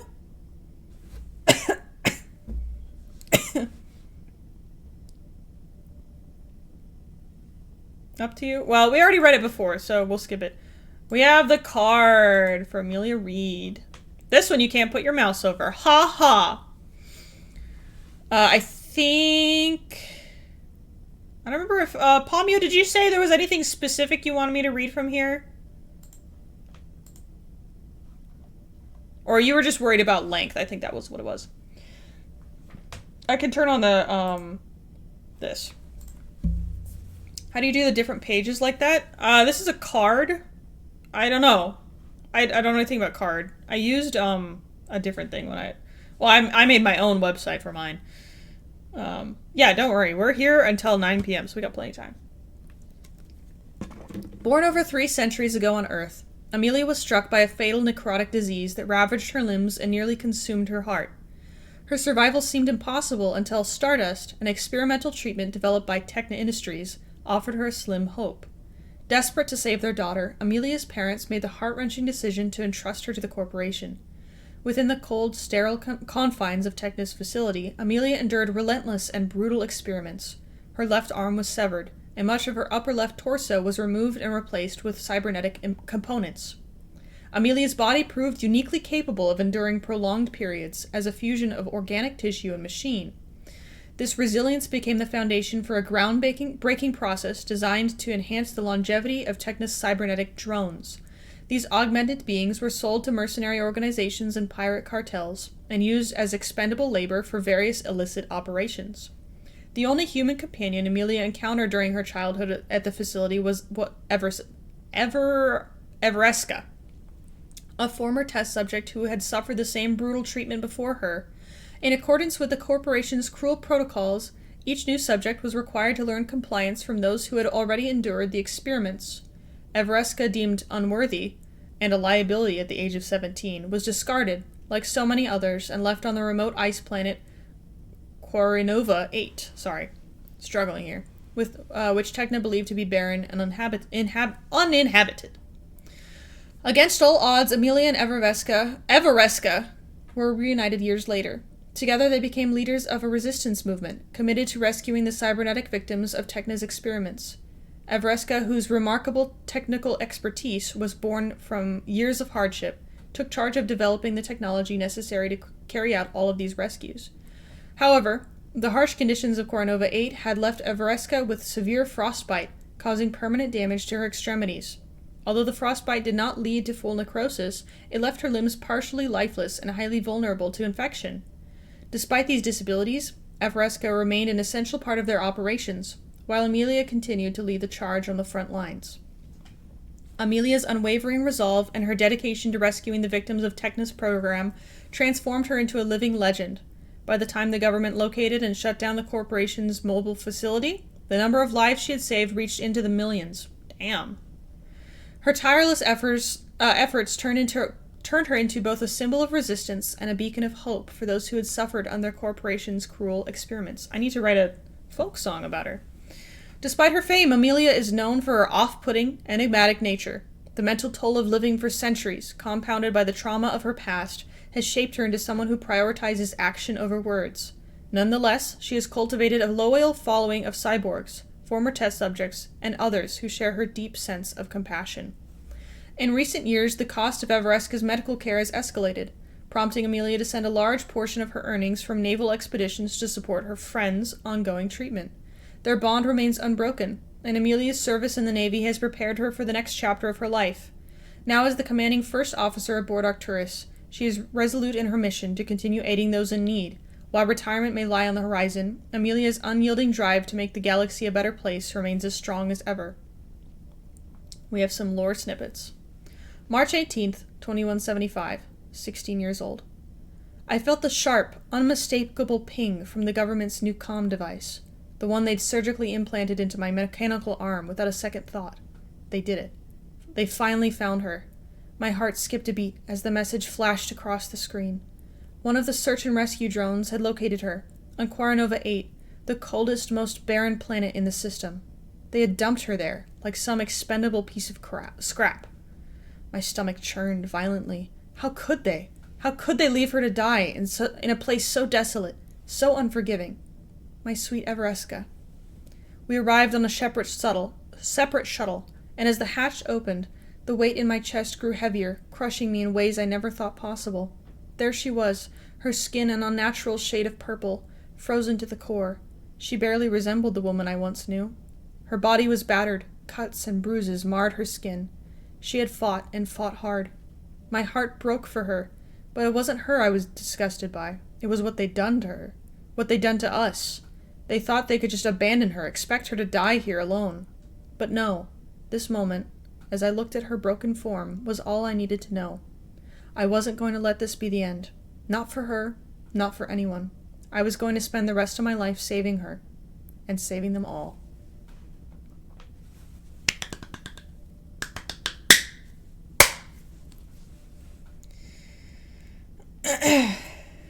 Very good. Very sad. You know? You know? Letters sent home. To be written. Random notes. Born December 20th, 2159. I think you changed that date. Fears clowns in the dark. Uh-oh. We got a clown on board. This is not gonna go well. Yeah, clown cell. Fears clowns. Watch out. 5 feet tall, chaotic good, bisexual. Ooh! Left arm cybernetic. Best friends with Ella. Wait! Elena's left arm is cybernetic too! Woo woo! Best friends with Eleanor Elliott Keener. Cool. Slight flash warning. Oh yeah, I saw this! It's so cool! Look at this. Eve's first I love you. Let me take off the color correction here. Amelia, please answer. Am? Like, Amelia? I say Amelia, so it'd be, am? I heard the news. You spent your whole life saving me, yet here I am, systems away, helpless. I love you. Alright. Next up, we've got Arixavex. Then we got the species info, and I think you have something else. Yeah, here we go. This thing. Eryx was not one to follow. Born on another planet of Weavekin, a spider-like brood of alien, he had risen to near mythic status in the Hive Cities for his cunning and vigilantism, and his experience of webfare, which blended technology and the web spinning that was so important to the brood. His ambition was his downfall, though, as on his homeworld he was accused of prioritizing his personal vendettas over the Nest collective interests. His victories may have been for the good, but in a world where control was important, slipping under the thumb of the powers within the brood was a grave offense. Exiled from his Weavekin, he sought for a future outside of his planet, through the catalyst of the stars. Who's dancing over there? Stop that! Stop it! Getting in the way of things. Ah, you can't see me over here, can you? Ah ha ha ha! Weavekin lore notes. The planet that the Weavekin live on is called the Hive, a planet shrouded in a mist that keeps the land cold. The mist blocks out warmer rays of the light spectrum, meaning that colors such as reds and oranges do not reach the surface, and the planet is often seen only through a blued or monochromatic lens. The surface is covered with dead plants, very barren, almost lifeless, if not for the many holes bored into the crust of the hive. These holes are the entrances to a large network of underground Weavekin societies, all collectively under the same one government, although warlords and monarchies reign chaotically around the nests. Every specific region of the hive is split up into nests, sort of like cities within its own planet. All of the population of the hive are collectively referred to as the brood. One side of the hive. You don't have to read it. It's 10 pages? Oh, geez Louise. Okay, well... yeah, okay, hold on. I'll finish this thing and then we'll skim. One side of the planet, the hive, the planet, is not dug into or populated at all due to the cold conditions being especially trying. The few that do live out there don't live for long, as many predators live on that side of the hive. Yeah, look at the... We have tons of stuff to read. If any of you want to look at any of this, it's great stuff. The naming. I want to actually read this. This looks cool. A weavekin has two names, one that is translated for the sake of records, and the other in the native language, Webcrick. Some smoothly translate, but as Webcrick includes sounds like clicks of mandibles in their speech, along with the hisses and hard C, K, or X sounds, many names tend to be long or completely changed for ease when sending census to government leading the Soul Pact. Names commonly include the letters C, K, and X in place of mandible clicks, for example, the name Arixavex in Webrick has clicks replacing the YX and KS. Oh. This is not able to be translated into English and is the reason the clicks are replaced with harsh letters. That's cool. And then this thing is really cool too. I saw. There's no real last name equivalent on the hive, but if there happen to be two weavekin with the same name, society just kind of renames whichever one is deemed lesser. So if there were two Arixavexes, they would duel it out, and if the other one happens to live, they get named after a physical trait like one antennae, or something of that nature. If nobody knows your birth given name, be it due to dead family members or victims of worse than usual poverty, they're named something different, usually by a physical trait. So if they had really matted neck fur, they might be named something like Knot. Come in! Nope, that was Soren going into his own room. Military, structures, species. This is so well done. This is super cool. Spider. Small enemy spider. Ambience music for the lore? Hell yeah! Copy this. Ooh, okay. I'll read it now. The second officer of the USS Arcturus, with a beastly, alien form compared to his peers. Arixavex, listed as Erix for the sake of ease. Oh, wait. Is this what I'm supposed to be reading? Or is it, yeah, I'm guessing this is it. Okay, cool. Arixavex, listed as Erix for the sake of ease, has 12 limbs, composed of 4 arm appendages and 8 legs. His arms are more built similarly to arms with 3 tarsal claws, working like fingers on each end of his arms. His exoskeleton has different layers, allowing these tarsal claws to move similarly to fingers. His hands have most features present on the legs of a normal spider, such as scopulae on his palms that allow for sticking to walls, as well. Can he hold himself up with those? That's crazy. As well as clear hairs to sense touch and taste. He has trichobothria on his arms that also allow him to hear. His species have 2 to 3 spines at the elbow of their arm-like shaped appendages. He can stand on the ceiling if he wanted. That's crazy. But they do not act to do much, and seem rather cosmetic when compared to the usefulness of other parts of their arms. His exoskeleton, covering his entire body, is a pure black color, with the only different coloration being the white scopulae that cover his neck, similarly like a mane of a lion. His torso is also similar to that of a human, though it possesses much more muscles and an extra step of pectoral muscles stationed below the normal pectoral muscles to provide the muscular structure to work a second set of arms. This is so well thought out. Like, amazing job.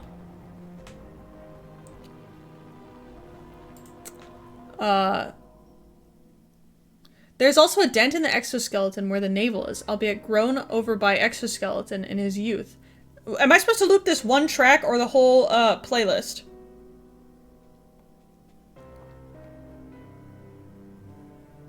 You do you? Well, this track is only like 2 minutes long, so you like this song specifically? Well, we'll get through this. In his youth, as with all Weavekin, there was a weakly formed exoskeleton with a hole to allow for an umbilical cord to supply nutrients from the egg to the young Weavekin until they leave the egg sac. On his head, this is where you can see most ways that his species strays from that of an anthropomorphic spider.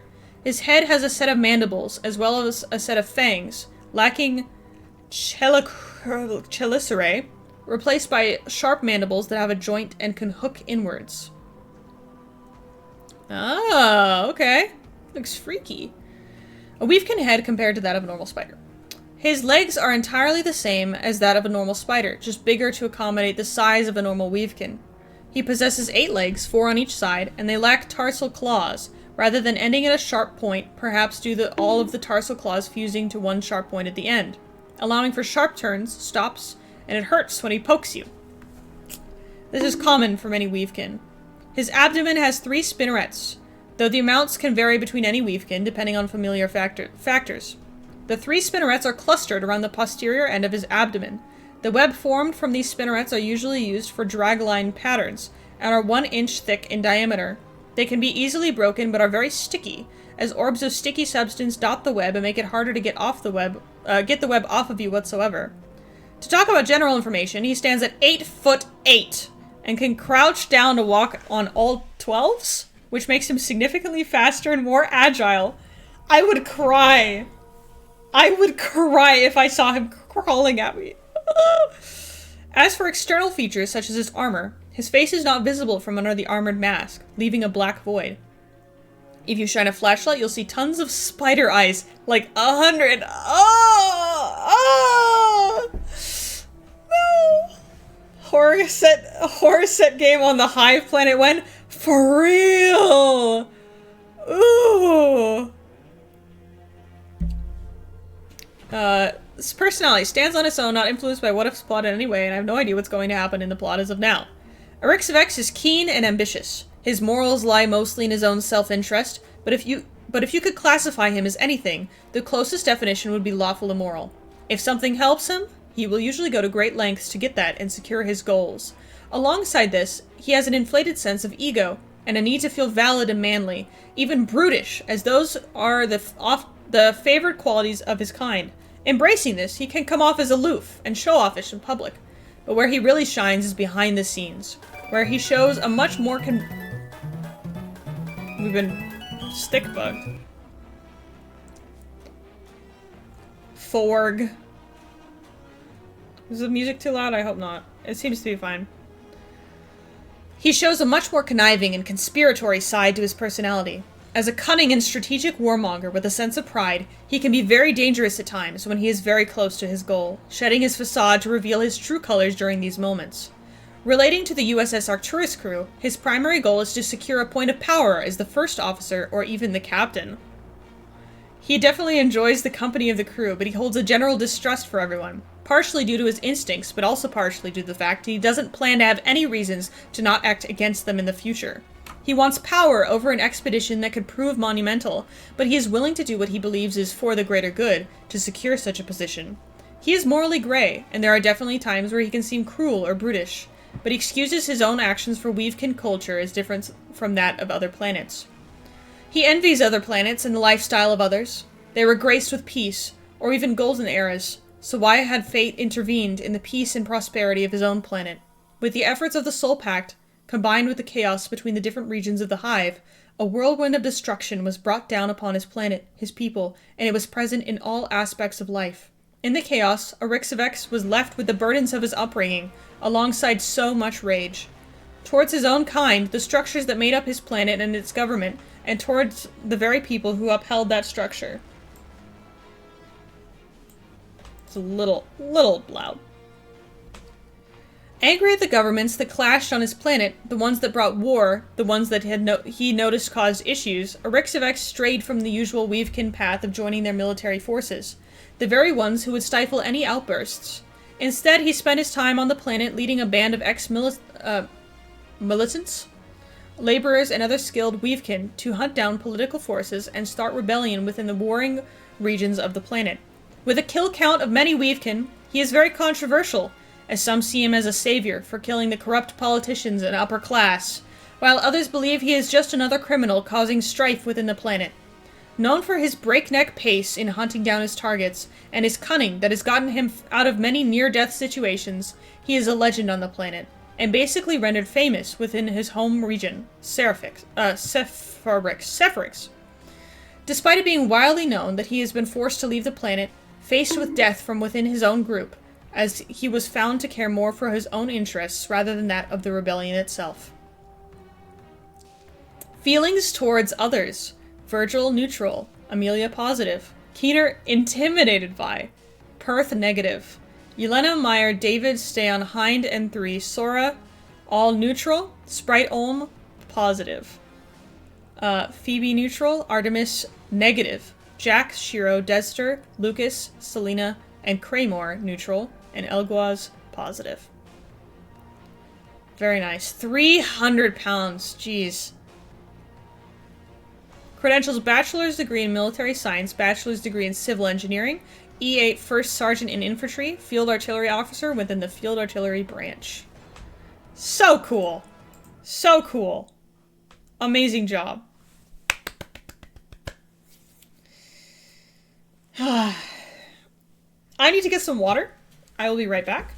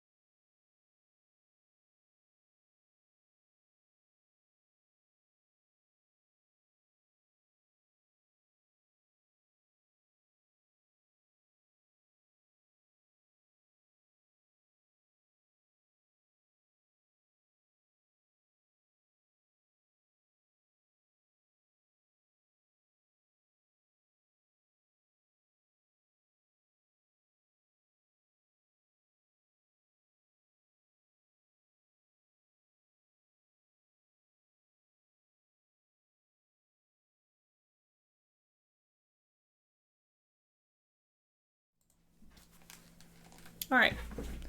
Sorry about that. We are back. Next up, we have Chief Engineer Eleanor Ellie Keener. The one and only.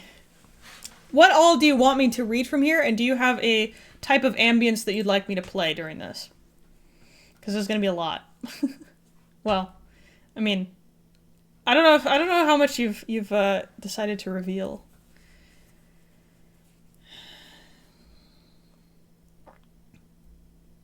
Everything on the GitHub is fair game? Let's go. Do you want me to just pick random ambiences or... Hello? There we go. Dealer's choices, okay. Oh, we're all going to love this one, Virgil. I almost called you Soren. That's unfortunate. Okay. I'll just get right into it. Here, I will open these each in a new tab. I don't know how much of this has anything, but we're gonna be here a while. This might go until midnight. Oh man, okay.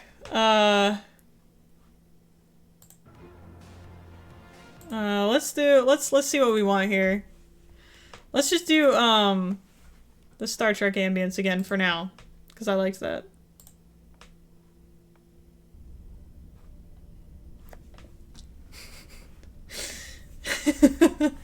Hi, Gojo. Name, Eleanor Ellie Keener. Call sign, Archangel. Date of birth, December 11th. You guys don't know how excited I am. I've been literally, like, dreaming of reading this on stream because I've been waiting this whole time. Okay.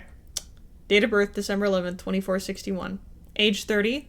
Height 5'5", weight 145. Blood type B positive. Early life and education. Locations, Tacoma, Washington. Oh, should I play Tacoma, Washington ambience? Is that a thing? 61 to 69, born in Tacoma, Washington after being left with the military, Eleanor grew up near a bustling starship launch and repair dock. Fascinated by the sight of ships soaring into the sky, she spent countless hours sketching starship designs and poring over engineering texts from the local library.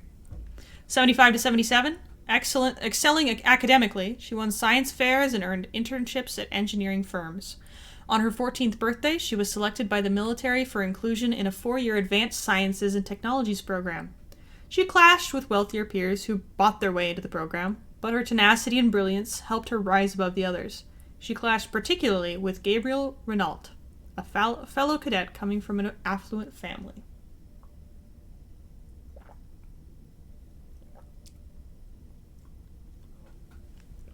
Sorry, gotta get the water. Gotta stay hydrated, otherwise my voice will die. A lot of talking. Ground engineering crews and the ASTP. Locations, various, Ukraine. At 16, Eleanor joined the Engineers Corps as an apprentice engineer, specializing in field repair and equipment modification, all while remaining in the ASTP, her education funded in full by the military. For 3 years, she gained recognition for solving high-stakes problems, such as restoring critical systems during live combat and devising field solutions for damaged starship components. Her ingenuity and determination earned a reputation for innovative thinking and fearless determination.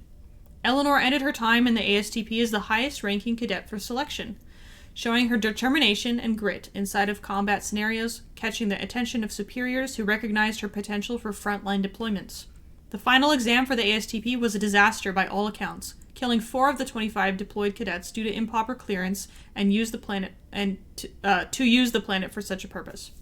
To quote Eleanor at the age of 19, R&D can have all the fun they want in their white lab coats and safe laboratories, but you can't test every eventuality without being on the ground. Recon element deployment. Location classified. 2480. At 19, Eleanor transitioned to a recon element. Her precision with long-ranged rifle and her ability to extract teammates from dangerous situations earned her the call sign Archangel. 2480 to 2483. During her early missions, she forged strong camaraderie with her team, including Damien Viper Thorn, a stealthy marksman with a sharp wit. He's so dreamy. Sorry. I've read some things. Damien and Eleanor developed a competitive rivalry, their skills often pitted against each other in both training and combat. I cannot? Sorry. Is he not dreamy? I thought he was the one... Oh, sorry. The rivalry with Damien softened into a grudging respect as they repeatedly had each other's backs in the field. A tentative romance blossomed, based on their mutual understanding. I'm writing a scene with him right now. Based on their mutual understanding of trust, resilience, and shared experiences under fire. Rumors of biological and chemical weapons being used during missions added intrigue and controversy to her unit's reputation. Eleanor's ever-present gas mask and involvement with Thorn, who was known to use unorthodox methods, fueled her speculation about her involvement in classified operations. Starship duty on the USS Chara. At 23, Eleanor accepted a position above the USS Chara as a junior engineer, reuniting with Damien, now chief of engineering. Sorry, life aboard the carrier provided new challenges, but also a sense of stability.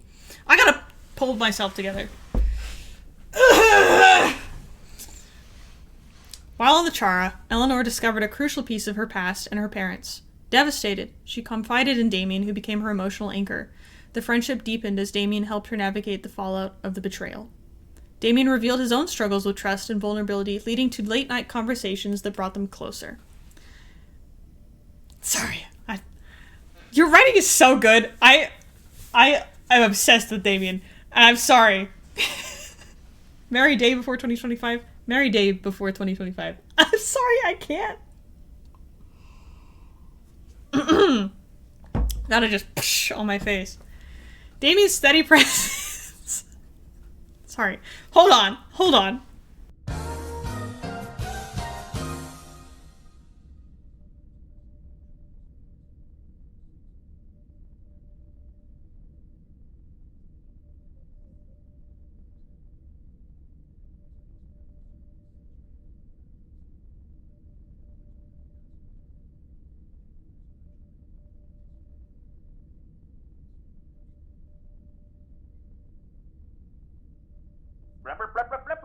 You know?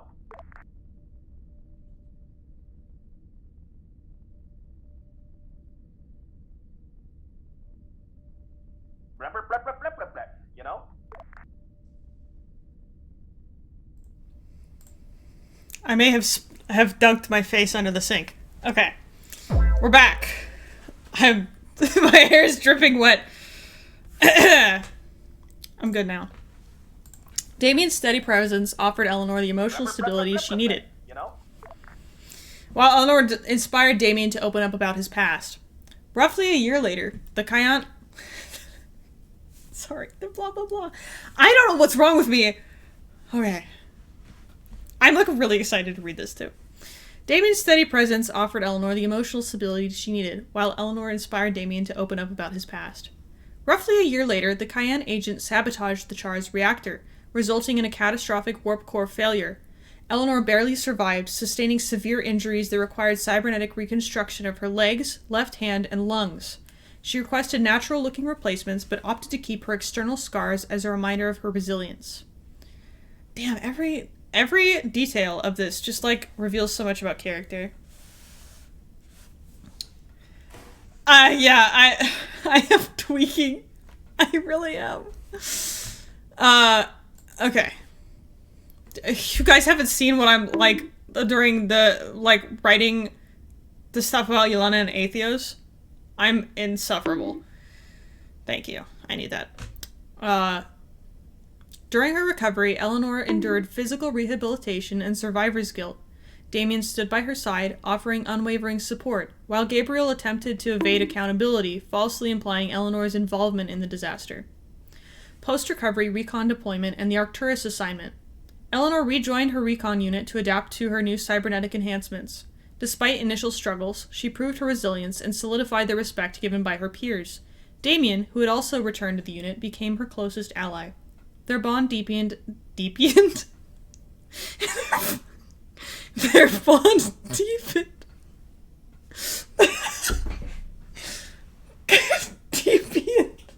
Sorry. Their bond deepened as Damien helped her navigate her post-recovery challenges.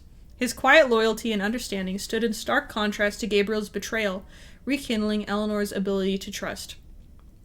If this man breaks her trust, I will personally climb into this universe and kill him. At 30, Eleanor was offered a position aboard the Arcturus, a safer role as part of a critical deep space mission. Damien encouraged her to accept the position, prioritizing her well-being. Before her departure, a promise ring was exchanged, and despite their separate paths, they promised to find a future together. Ah! I can't continue writing it. No! Don't tell me! Oh, but that's so good. Oh, but that's so bad! To invest in these characters. It's genuinely, like, causing me physical problems. General Court-Martial transcript for the USS Char incident. Case number, date filed September 14, 2485. Trial date November 15, 2485. Fort Rigel, Washington, D.C., Earth. Parties involved. Plaintiff. Internal Security, Lieutenant Commander Gabriel Renault. Defendants. Chief Engineer, Lieutenant Commander Damien Thorne. Junior Engineer, Lieutenant Eleanor Keener.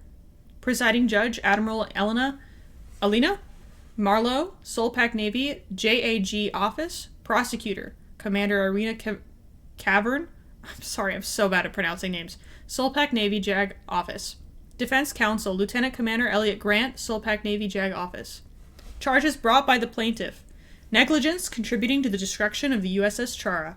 Failure to prevent sabotage-related actions due to oversight failures. Read the incident report first. The trial comes second. Sorry.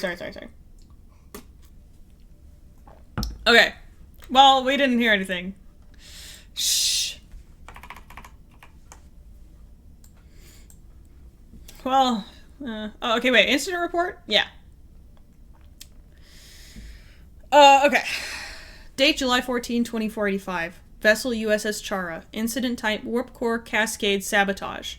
Tell me which, like, what, you know, what I should read in order so that I, like, have everything in order. Incident type warp core cascade sabotage. Outcome, catastrophic destruction of the carrier, resulting in over 18,000 fatalities and 2,000 survivors. Summary. On July 14, 2485, the USS Chara, a carrier-class vessel housing 20,000 personnel, was destroyed in a catastrophic warp core failure. An embedded Cayenne agent executed a sophisticated sabotage operation, bypassing multiple safety protocols and engineering safeguards to induce an uncontrollable matter-antimatter cascade.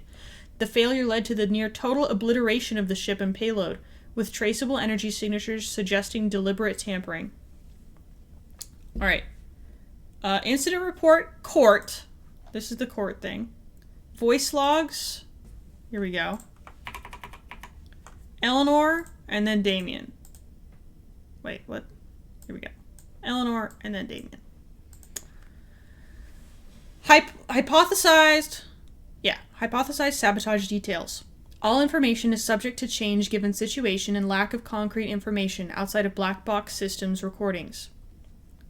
Step 1. Disabling automatic safety locks. The agent first disabled the automated safety locks on the matter and antimatter intake valves.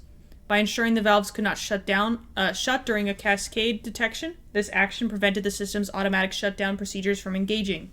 Step 2. Rupturing matter and antimatter conduits. Conduits leading into the warp core were intentionally ruptured to eliminate back pressure mechanisms. I gotta read slower. This created a slow, traceable leak of matter and antimatter into maintenance areas. The leakage could have been identified during routine diagnostics, but was likely overlooked or dismissed as inconsequential, ensuring the sabotage remained undetected until too late. Step 3. Disabling gravity conduits.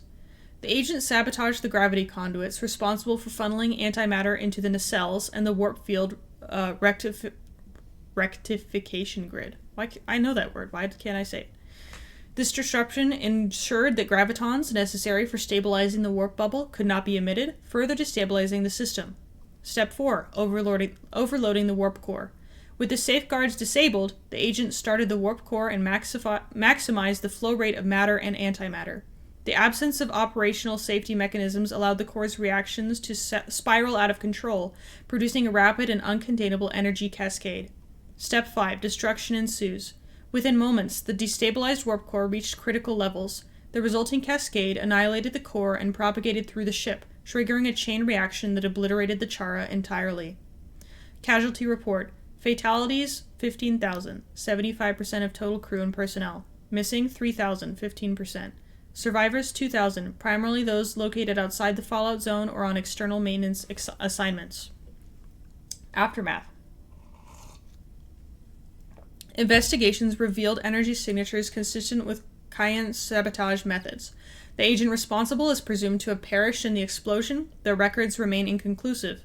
Survivors, including junior engineer Eleanor Keener, suffered severe injuries, with several requiring extensive medical intervention. Keener herself underwent cybernetic reconstruction due to injuries sustained during her efforts to assist in minimizing damage to the ship and human life. The loss of the USS Chara represents one of the most devastating single-ship incidents in the history of Sol. Internal Security Chief Gabriel Renault made claims against Chief Engineer Damien Thorne and Junior Engineer Eleanor Keener, claiming that the individuals had been aware of the sabotage plan and that insider knowledge was the reason for their survival. View court documents for full detail. Now the court documents. I apologize. Charges brought by the plaintiff: negligence contributing to the destruction of the USS Chara, failure to prevent sabotage-related actions due to oversight failures. Transcript summary. Opening remarks. Admiral Marlowe. This court-martial convenes to examine the circumstances surrounding the destruction of the USS Chara. While the charges pertain to negligence and failure of duty, this court will seek to establish the truth based on evidence and testimony. Let the facts lead us to justice. Proceed. Evidence. We need like courtroom ambience. Courtroom ambience. Is that a thing? Here we go.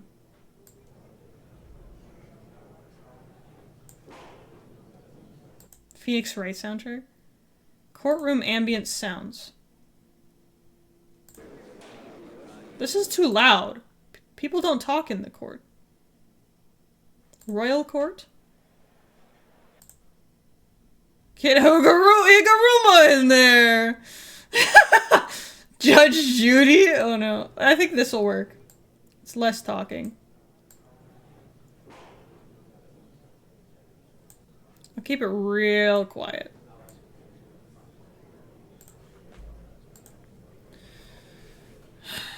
Plaintiff's statement. Renault asserted the engineering crew, including Thorne and Keener, exhibited lapses in reporting critical anomalies. I acted on information available to me at the time and sought to prevent further loss of life. Security logs. Renault presented the partial security logs indicating frequent, unreported anomalies within the engineering section, suggesting possible collusion or negligence. Defense. Access logs and engineering reports presented by Lieutenant Commander Grant. Verified ship's logs show neither Thorne nor Keener bypassed safety protocols. Maintenance reports filed by Keener flagged irregularities in antimatter pressure weeks before the incident. These were dismissed without investigation due to internal miscommunication. Forensic evidence presented by the Navy Forensic Corps. Sabotage methods match techniques detailed in external Cayenne manuals, which were inaccessible to the engineering crew. Reactor breach analysis revealed bypasses on safety mechanisms that occurred during scheduled inspections logged by Renault's team. Communications and voice logs. Voice logs from the reactor cascade captured Keener and Thorne coordinating evacuation efforts and attempting to stabilize failing systems. Transcripts showed Thorne issuing life-saving orders, including prioritizing containment of the reactor breach. Engineering activity report. Heat signatures and motion data from internal sensors indicated Thorne and Keener remained in areas consistent with the crisis mitigation efforts.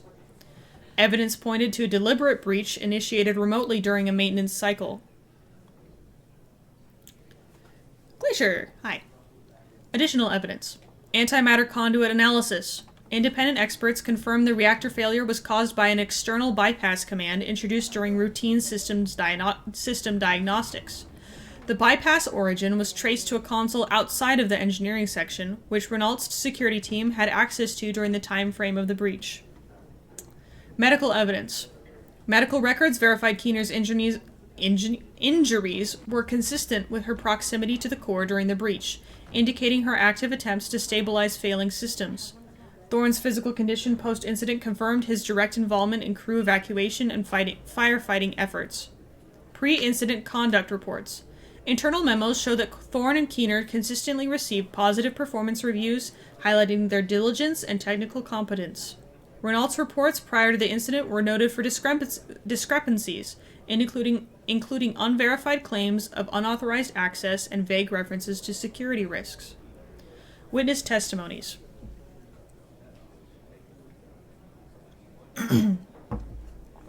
Lieutenant Adrian Wolf, engineering survivor. Keener was in the middle of rerouting power to emergency systems when the reactor breached. Thorne coordinated evacuations, doing everything possible to save lives.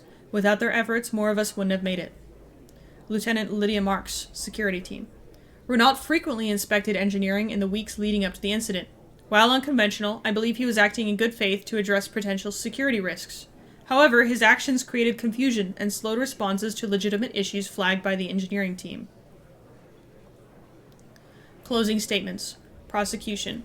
While the defendant's actions during the crisis were commendable, gaps in communication and accountability across multiple departments contributed to this disaster. Renault's concern, though poorly executed, highlighted a systemic failure rather than individual negligence. Defense. The defense unequivocally clears Thorne and Keener from any wrongdoing. Their actions during this crisis were exemplary, and Renault's missteps, while unfortunate, stemmed from an overzealous attempt to ensure safety, not malice. Verdict: Admiral Marlowe. After thorough review, this court finds the following. Chief Engineer Damien Thorne and Junior Engineer Eleanor Keener, cleared of all charges, recognized for exceptional bravery and leadership during the USS Chara crisis. This court acknowledges Renault's intentions and stresses the importance of procedural adherence to prevent future crises. Furthermore, the heroism of Thorne and Keener underscores the caliber of individuals serving aboard Soul-Pact vessels. Aftermath and recommendations. Recognition. Damien Thorne and Eleanor Keener were awarded commendations for their actions in stabilizing systems and aiding evacuations.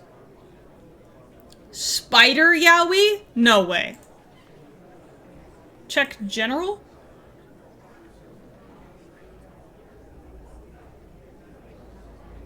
What is going on? It's a Freya SMB's gotta have some kind of Yowie. So true! Yeah, speak the truth. What? Okay, where is this? Can I show this on stream?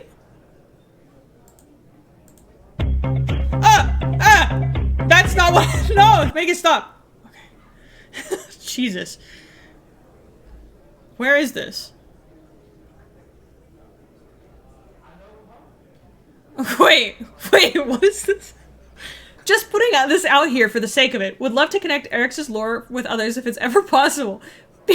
On any missions taking place on this planet, or even any of his actions within his own planet affecting outside stuff or relations during his time in the military or in the academy. Let me know if you want to make past lore connections or whatnot. Gojo, what? Does Eric's ever get mechanical? What does this mean? Who is trying to get technical on my officer? What? Get technical on your officer? Are you saying crack ship? Wait. Now, hold on. Explain. I was just making a stupid joke, you guys, I swear. Sure, buddy. Oh, serious, I didn't know you were a freak like that. He's 7 years old. He's 70 years old. The blush emote. Oh my god. What? I didn't say anything about these all allegations. Imagine they're very professional any other time, and behind closed doors they're actually getting along. I can see the vision. Now halt. How old is Eric's? Wait. They don't love you like I love you.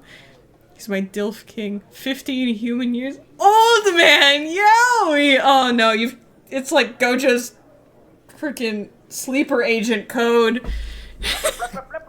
You know? This is wild. This is wild. Go back to Kenneth's manual on lore. Oh my god. I'm up for this. Oh, it's over. I'm out of here. That's awful.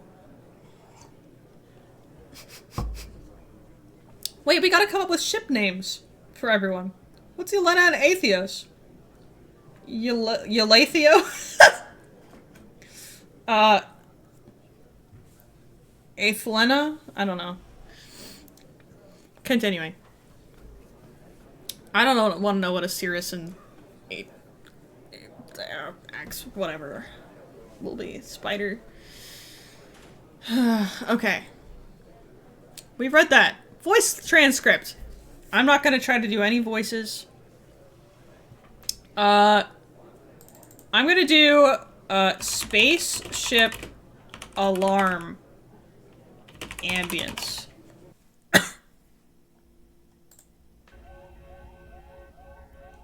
Is this one good? You want to do a dramatic reading? Do you want to read the guys' stuff and I'll read any of the girls? I'll be Eleanor and I think it's just Eleanor and Damien. Do you want to be Damien? Let's do it.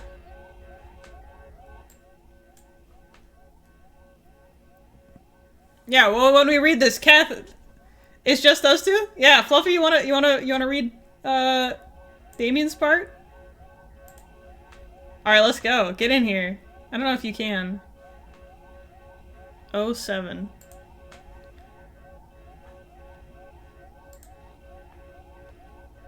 If you can't get in here, I'll drag you up. Hello. Hello. I need you to drag shit. Alright, yeah, Mr. Admin. Let me pull up the actual sheet here. Yeah, that might be good, instead of waiting for the stream delay or something. Is this alarm kind of annoying? I feel like this is kind of,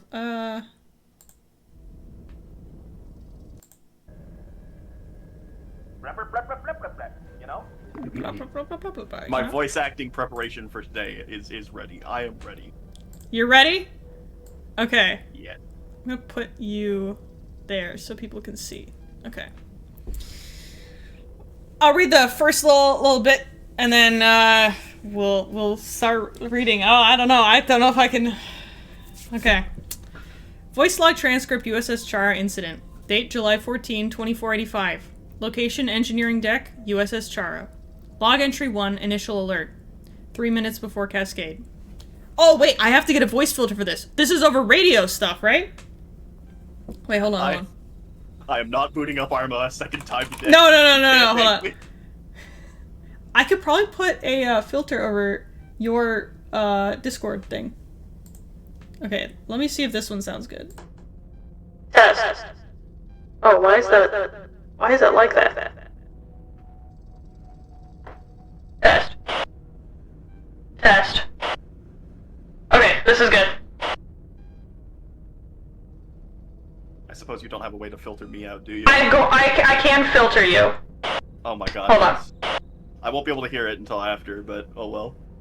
Yeah, hold on. Okay, I gotta put a compressor on this. I gotta grab a equalizer. I may need you in a second to say something, so I make sure I'm getting the EQ right. No, I'm scared.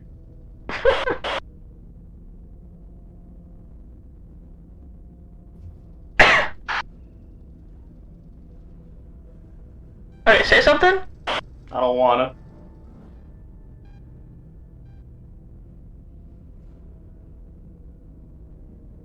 Alright, wait, hold on, I gotta deafen on Discord. Alright, just say like blah blah blah every few seconds or something.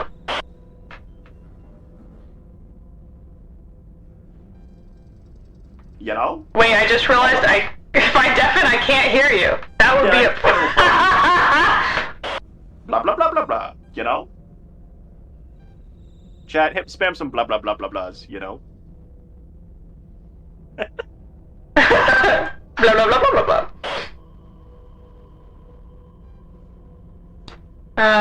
Let me grab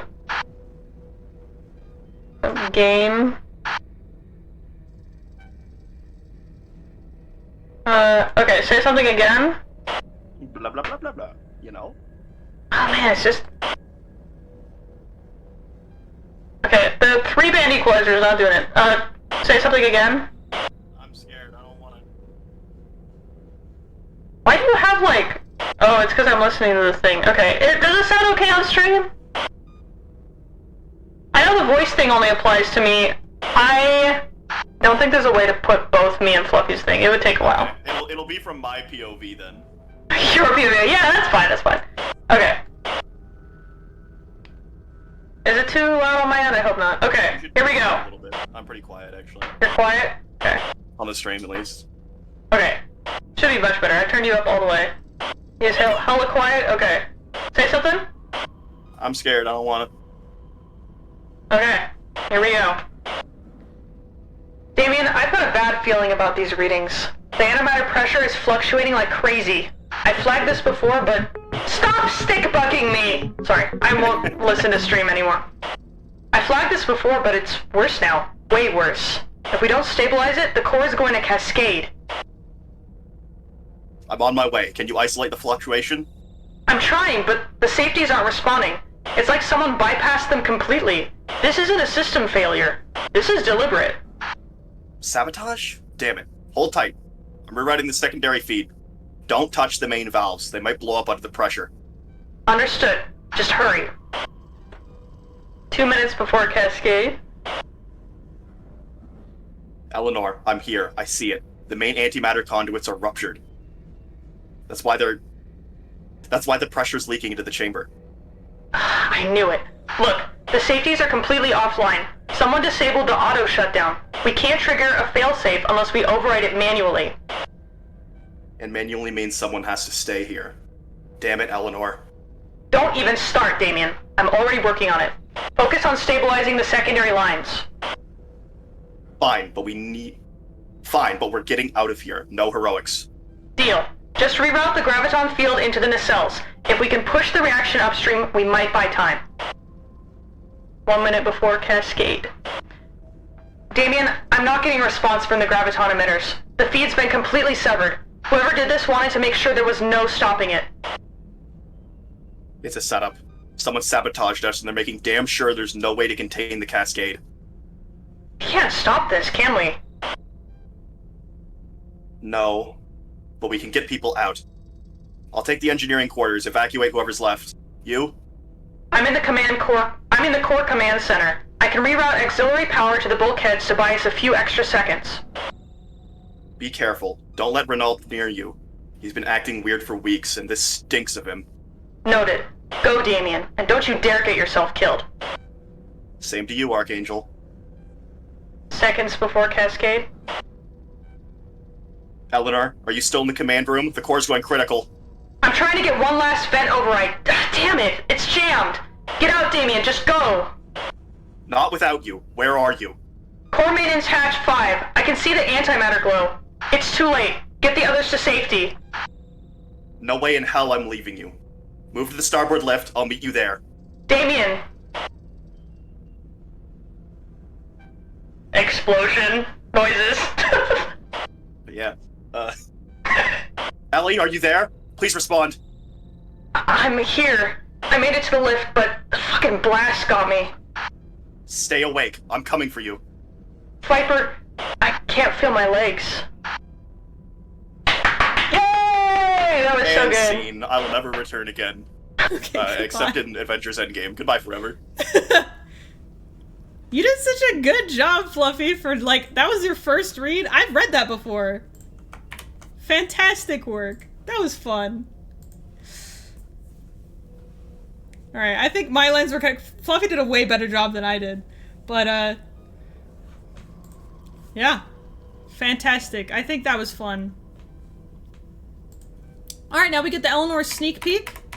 Fluffy doesn't have to read the Damien sneak peek, don't worry. Yeah, thanks for coming in. That was fun. Alright.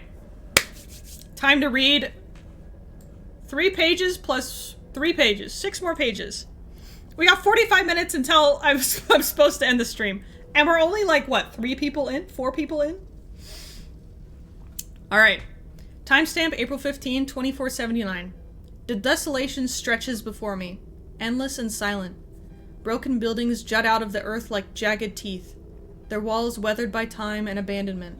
The Geiger counter on my hip clicks steadily, a constant reminder of where I am. A place forgotten by history, but not by time. This is not the right ambience for this. Hold on.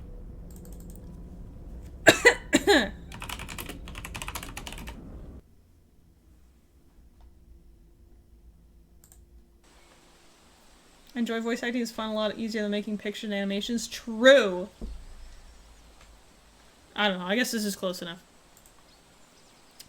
Ahead, the carcass of a warship looms. Its name is emblazoned, I've never seen that word before, emblazoned in faded letters on the steel hull. USS Calypso. The sight of it makes my stomach twist. The ship is a relic, like so many things out here. A monument to something long dead. This document is redacted at components because it's a major plot point. Okay. Emblazoned? Emblazoned? Ah, that makes sense. Okay. I approach cautiously, my boots crunching over debris. A large breach in the hull catches my eye. A jagged tear just wide enough for me to squeeze through. Inside, the darkness swallows me whole, save for the faint light streaming through the breach. The air is thick with damp and decay, and my footsteps echo unnervingly. I can't think of any sort of ambience to... whatever. To my left, faded letters mark the direction of the hangar bay. To the right, armory. My gaze lingers on the latter, drawn by some unseen pole. A tattered banner hangs loosely on the wall nearby. The sight of it stops me in my tracks. The symbol is unmistakable, a golden eagle clutching a radiation symbol. My breath catches, the sight taunting me as it always does, a reminder of the patch I wear and the questions it carries. Something moves at the edge of my vision. I spin, rifle raised, my heart pounding. A shadowy figure peeks out from behind the bulkhead leading to the armory, humanoid in shape, but wrong. Its eyes, or where its eyes should be, are black voids, consuming the dim light around them. Its tattered jacket hangs loosely from its shoulders, and my blood runs cold. The patch on its right shoulder mirrors mine exactly. I've seen this figure before, in dreams, nightmares, always vague and undefined, a specter haunting the edges of my consciousness. But this time, it's different. It's sharper, more real. "Hello?" I call out, my voice steady despite the tremor in my chest. The rifle remains shouldered, ready. I don't expect a reply, I never have before. But this time, it speaks. "Come, find us, Eleanor." It rasps in broken Ukrainian, its voice grating like rusted metal. A shadowy hand reaches out, beckoning me forward. I don't move. "This isn't my first rodeo," I say, keeping my aim steady. "How can I trust you?" The figure twitches violently, its form distorting as though struggling to remain whole. Its next words come slowly, haltingly. "Born, Ukraine, 2461. Abandoned, unknown, 2461. The air grows heavier, the figure's presence pressing down on me like a weight. "I know my past well enough," I reply, though my voice falters. "Whoever, whatever this is, it knows me. It knows too much." "Friend, betrayer," the words seem to pain the figure, its body convulsing with each utterance. "Friends, hunted. Documents, redacted. History, forgotten." The shadow steps into the light, its form shifting violently. One moment it's a figure in full recon gear, the next it's faceless. Then it begins to change. I see faces flicker into focus, one after another, before dissolving into shadow again. Daughter, abandoned. Name, changed. The final form stops me cold. A young girl stands before me, clutching a patch tightly in her small hands. I recognize her immediately. It's me. 4 years old, confused and terrified, clinging to the only piece of identity I have left. Daughter, located. Overlord, intervening. The figure stops shaking, its movements stilling as it becomes formless once more. Its voice shifts, no longer broken but clear, deliberate. She must find her own answers. Trust no one. "Come, Eleanor," the shadow says, its voice beginning to fade. "Find answers." And then it's gone, dissolving into nothingness. A deafening roar comes from inside the hole, the world shaking and crumbling around me. The floor falls away and I'm falling, spiraling into darkness. I jolt awake, drenched in sweat, my chest heaving. The worship is gone, replaced by the familiar confines of my quarters at the ASTP facility. I check the clock, 1:05 a.m. Shut up, Fluffy. "Fuck that," I mutter, swinging my legs over the side of the bed. Sleep isn't an option after that. The cold shower doesn't settle my mind, but it steadies my heart rate. Pulling on a field uniform and grabbing my gear, I leave my quarters silently, heading towards the checkpoint. The guard barely looks up as I approach, my badge already on the counter. "Where are you headed?" he asks, his voice groggy. "Exclusion zone, reactor number 5 or the vehicle graveyard," I reply evenly. Stress from the upcoming practical, I add, half truthful. "You know the drill," he says, sliding a liability form towards me. "If you're not back in 24 hours, we send a search party. And at 48 hours, you're MIA. Radio ahead if you need an extension." I fill out the form quickly. I know, this isn't my first time. Yeah, he mutters, stamping the form and handing it back. "Stay safe, Keener." I step out into the cold night air. The smell of trees and earth, a welcome reprieve from the sterile confines of the facility. My rifle hangs heavy in my hands as I begin the trek forward toward the exclusion zone. The forest is alive with nocturnal sounds. The distant howl of wolves, The rustle of leaves in the wind. The weight of the dream lingers, but the rhythmic crunch of the dirt beneath my boots keeps me grounded. As I approach the looming silhouette of the radar station, its massive frame cutting through the darkness, I feel a strange pull in my chest. This is where it began. Where it will end? I don't know. Shut up. No blah blah blah. You know?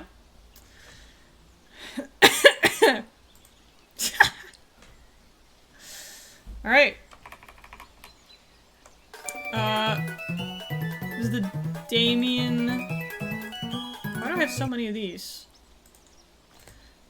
Damien sneak peek. 1 minute after Cascade. Fuck. Ellie, stay with me! I yell into the radio, my voice breaking. Silence answers me. She can't be dead. She just can't be. I'd never forgive myself. I round the corner to the maintenance lift, my boots sliding through a pool of blood. My breath catches in my throat. Fuck. There she is, crumpled on the ground, a growing pool of crimson spreading beneath her. My heart stops. I drop to my knees beside her, my hands trembling as I press 2 fingers to her neck. A pulse. Weak, but there. Relief hits me like a punch to the chest, but panic follows immediately. Ellie? I rasp, barely able to get the words out. Her eyes flicker open, unfocused and glazed. Viper? She murmurs weakly. Where are you? I'm here, my angel, I'm here, I say, choking on the words. Tears blur my vision as I brush blood-soaked hair from her face. She's alive. That's all that matters. I can't feel my legs, she says, her voice shaky, strained. What happened? I force myself to look her over, even though every part of me screams to look away. A deep gash crosses her face, blood pooling in her eyes and matting her hair. Her left hand, what's left of it, is shredded. Tendons and sinew glistening where muscle had been torn apart, but it's her legs that churn my stomach. Burned, shattered. The upper thighs are mostly intact, but below that, nothing recognizable. Just jagged remnants of bone peeking through what used to be flesh. She's dying. If I don't move fast, I'll lose her. The lights overhead flicker. Backup power is failing. Once it goes, the ship will depressurize across most compartments, and there'll be no getting her out. I reach for the radio on my shoulder, switching to the main crew frequency. This is Lieutenant Commander Damien Thorne, I bark. Is anyone still on board the USS Chara? Respond. Static crackles before a familiar voice cuts through. It's good to hear your voice, sir, Lieutenant Adrian Rolfe says, steady as always. Wolf, I say, relief washing over me. Do you have anyone with you? Yes, sir. 15 total. Engineers, technical, a couple medical staff, and a frigate in the hangar bay. The pilot says he's leaving in 5 minutes with or without us. Tell him to hold position. I'm coming up from the engineering deck and I'm bringing Keener. How long until backup power fails? 15 minutes, maybe less, Wolf replies. Secondary power banks barely holding. What's her condition? I glance down at Ellie, my heart clenching as her eyes flutter shut again. Severe. Massive blood loss, avulsions on her head and legs, and her left hand shredded. Is Dr. Calder there? Yes, sir. I'll give her the sitrep. Wolf's voice stays calm, but urgency creeps in. Good. Tell Calder to get ready. We'll need everything she's got. Understood, sir. Meet you at the hangar entrance, Wolf says. Keep her alive. I'm trying, I mutter. I'm pulling a coagulant pen from my med pack. I stab it into Ellie's thigh just above the worst of the damage. The bleeding slows slightly. Not enough, but it'll have to do. The maglev shaft ahead looms in the dim light. Debris floats within, shards of twisted metal reflecting the faint glow of emergency lighting. The shaft isn't gravitized, leaving an open space perfect for navigating, but treacherous in its jagged chaos. Hold on, Ellie, I whisper, securing her limp body against my chest. I push off the edge of the maglev platform, letting the zero-G take hold as we drift upwards. My arms tighten around her as I maneuver through the shaft. The hum of my breath inside the helmet and the groan of the ship's structure are the only sounds. Every second feels like a lifetime. Viper, Ellie murmurs weakly, her head resting against my shoulder. Don't drop me. Don't drop me, please. Sorry. I'd never, I say softly. I'd never, I say softly. You're stuck with me, Keener. No way I'm letting you go now. Sorry, I butchered that part. Gotta slow down. 3 minutes after Cascade.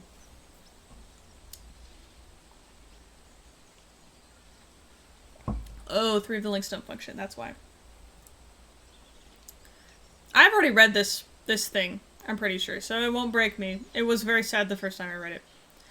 The hangar is a war zone. Scrap metal and bodies are strewn across the floor, and fires burn in pockets where fuel has ignited. The frigate Argos looms in the distance, its ramp lowered and engines humming, ready for a quick escape. It did break me the first time.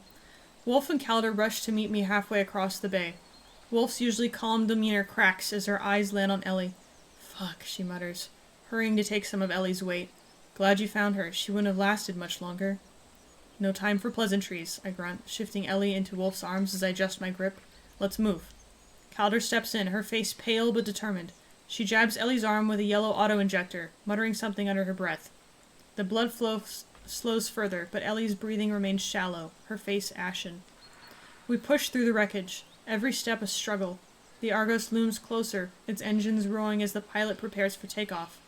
Inside, the space is cramped, filled with wounded crew members, engineers and technicians mostly, their faces etched with pain and exhaustion. Calder and Wolf take Ellie from me, laying her carefully on a stretcher. I linger for a moment, watching as they work, before stepping back to check on the rest of the crew. Is everyone accounted for? I ask Wolf, who is already shouting orders to the remaining engineers. All we've got, she says grimly. No one else answered the call. I nod, my gaze drifting to the viewport. The Chara's remains hang in the void, a twisted skeleton of steel and fire. The secondary power bank fails as we breach the initial debris field, and I watch as the hangar's containment fields collapse. Debris and bodies spiral into the vacuum of space, a grim ballet of destruction. I turn back to Ellie. She's pale, barely clinging to life, but alive. For now, that is enough. You're safe, I murmur under my breath, more to myself than her. You're safe, my angel. Ugh. I didn't need the woodland sounds for this, I'm sorry. Oh man. And that is that. Very cute. Lovely story. And we're on slide 5, you guys.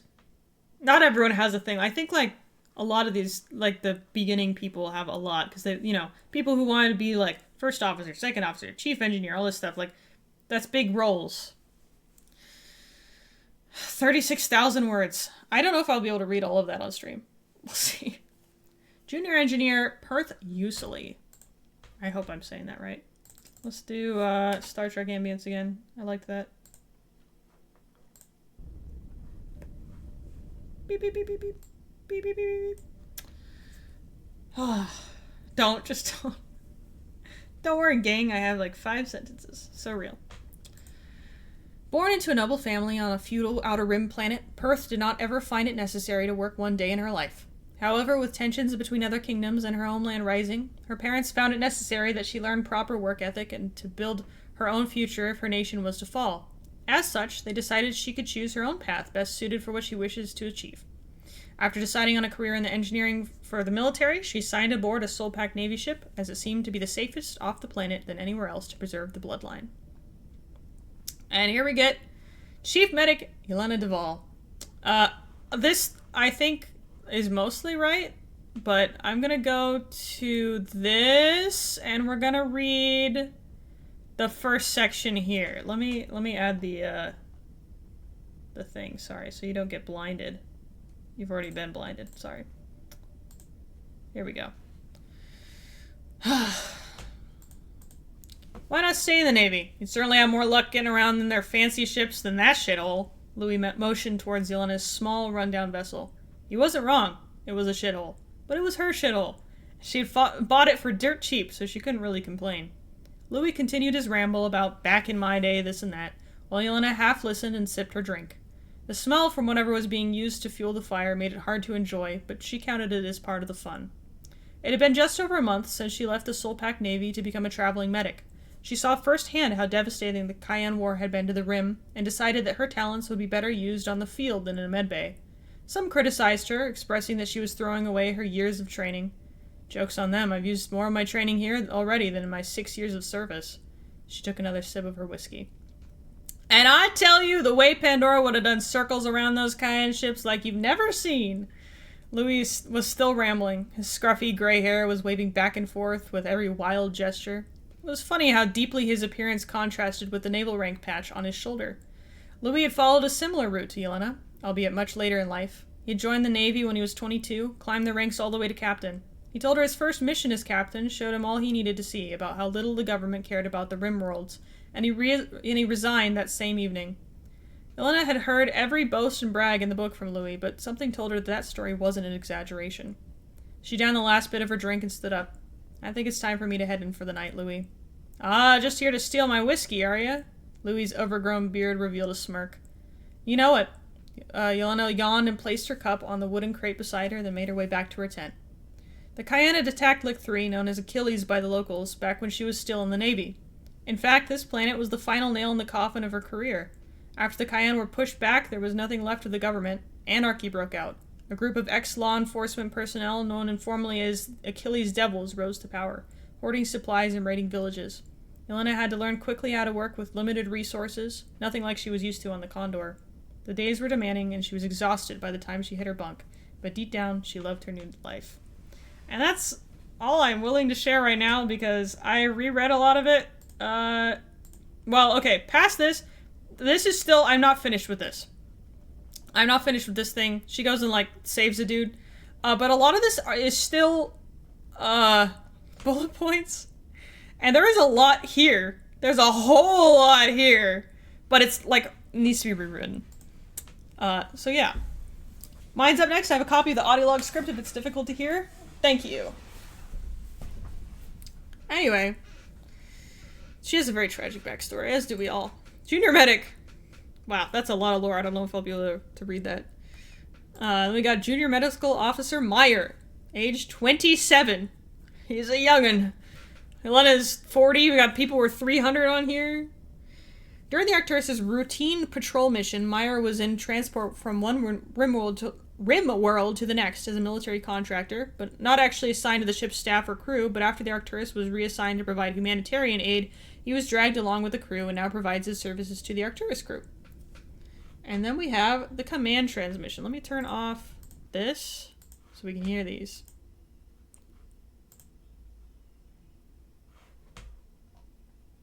Follow. Oh, break. sorry. HQ, this is Noble Actual. Reports follow. Break. Day 843 on Torsonis 3, Station Lima. No report on OPFOR contact. Supply situation in the field remains in dire straits, lacking medical supplies, including morphine, Novoprene, and painkillers. Break. The wounded are in severe pain after the last skirmish with Kion separatists. Requesting resupply. Over.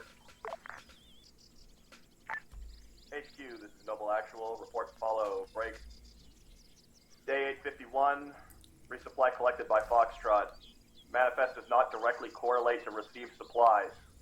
Be advised, Anatheme medical gel was not sent in the shipment, and Bravo has severe medical casualties that require non-standard medical equipment.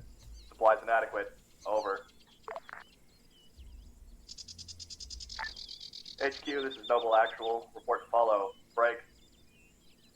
Day 853. Orders received. Wounded personnel are being airlifted out, and I understand I'm withdrawing from the post and moving to board the Arcturus at this time. Out. HQ, this is Noble. Orders acknowledged. I've boarded the Arcturus now. I'm with the understanding we're being moved to Chatelet 4 for redeployment. Out. HQ, this is Noble Actual. Priority 1. Ion storms across the sector have caused massive damage to planets in the Arcturus' patrol path. Break. Our ship is currently being reassigned to provide assistance to nearby planets. Break. The ship's captain has hired me effective immediately for support for their operations as a junior medical officer. Contract and payment will be sent up shortly. Over.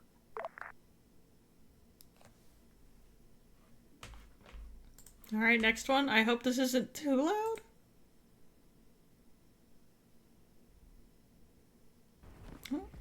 Audio helicopter, north. Oh lord. Get down, get cover!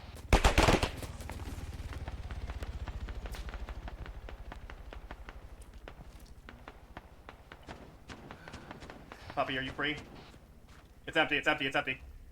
This is just me watching. Sorry, again? Wait, Are you free? I need medical.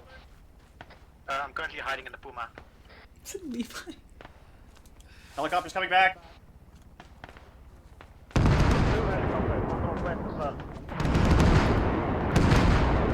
Wait, this is just Arma? Oh lord. I I was about to say, this sounds exactly like just an Arma op, and then I heard the others, and then you were like, this is just Arma. Yeah, this is just from an op. That's so funny. It works so well, though. That's so funny. I love that. Hey, use what you got. Oh, by the way, Virgil, do not let me forget. I need to download Replay Mod for this, so that videos and stuff we can do things like that.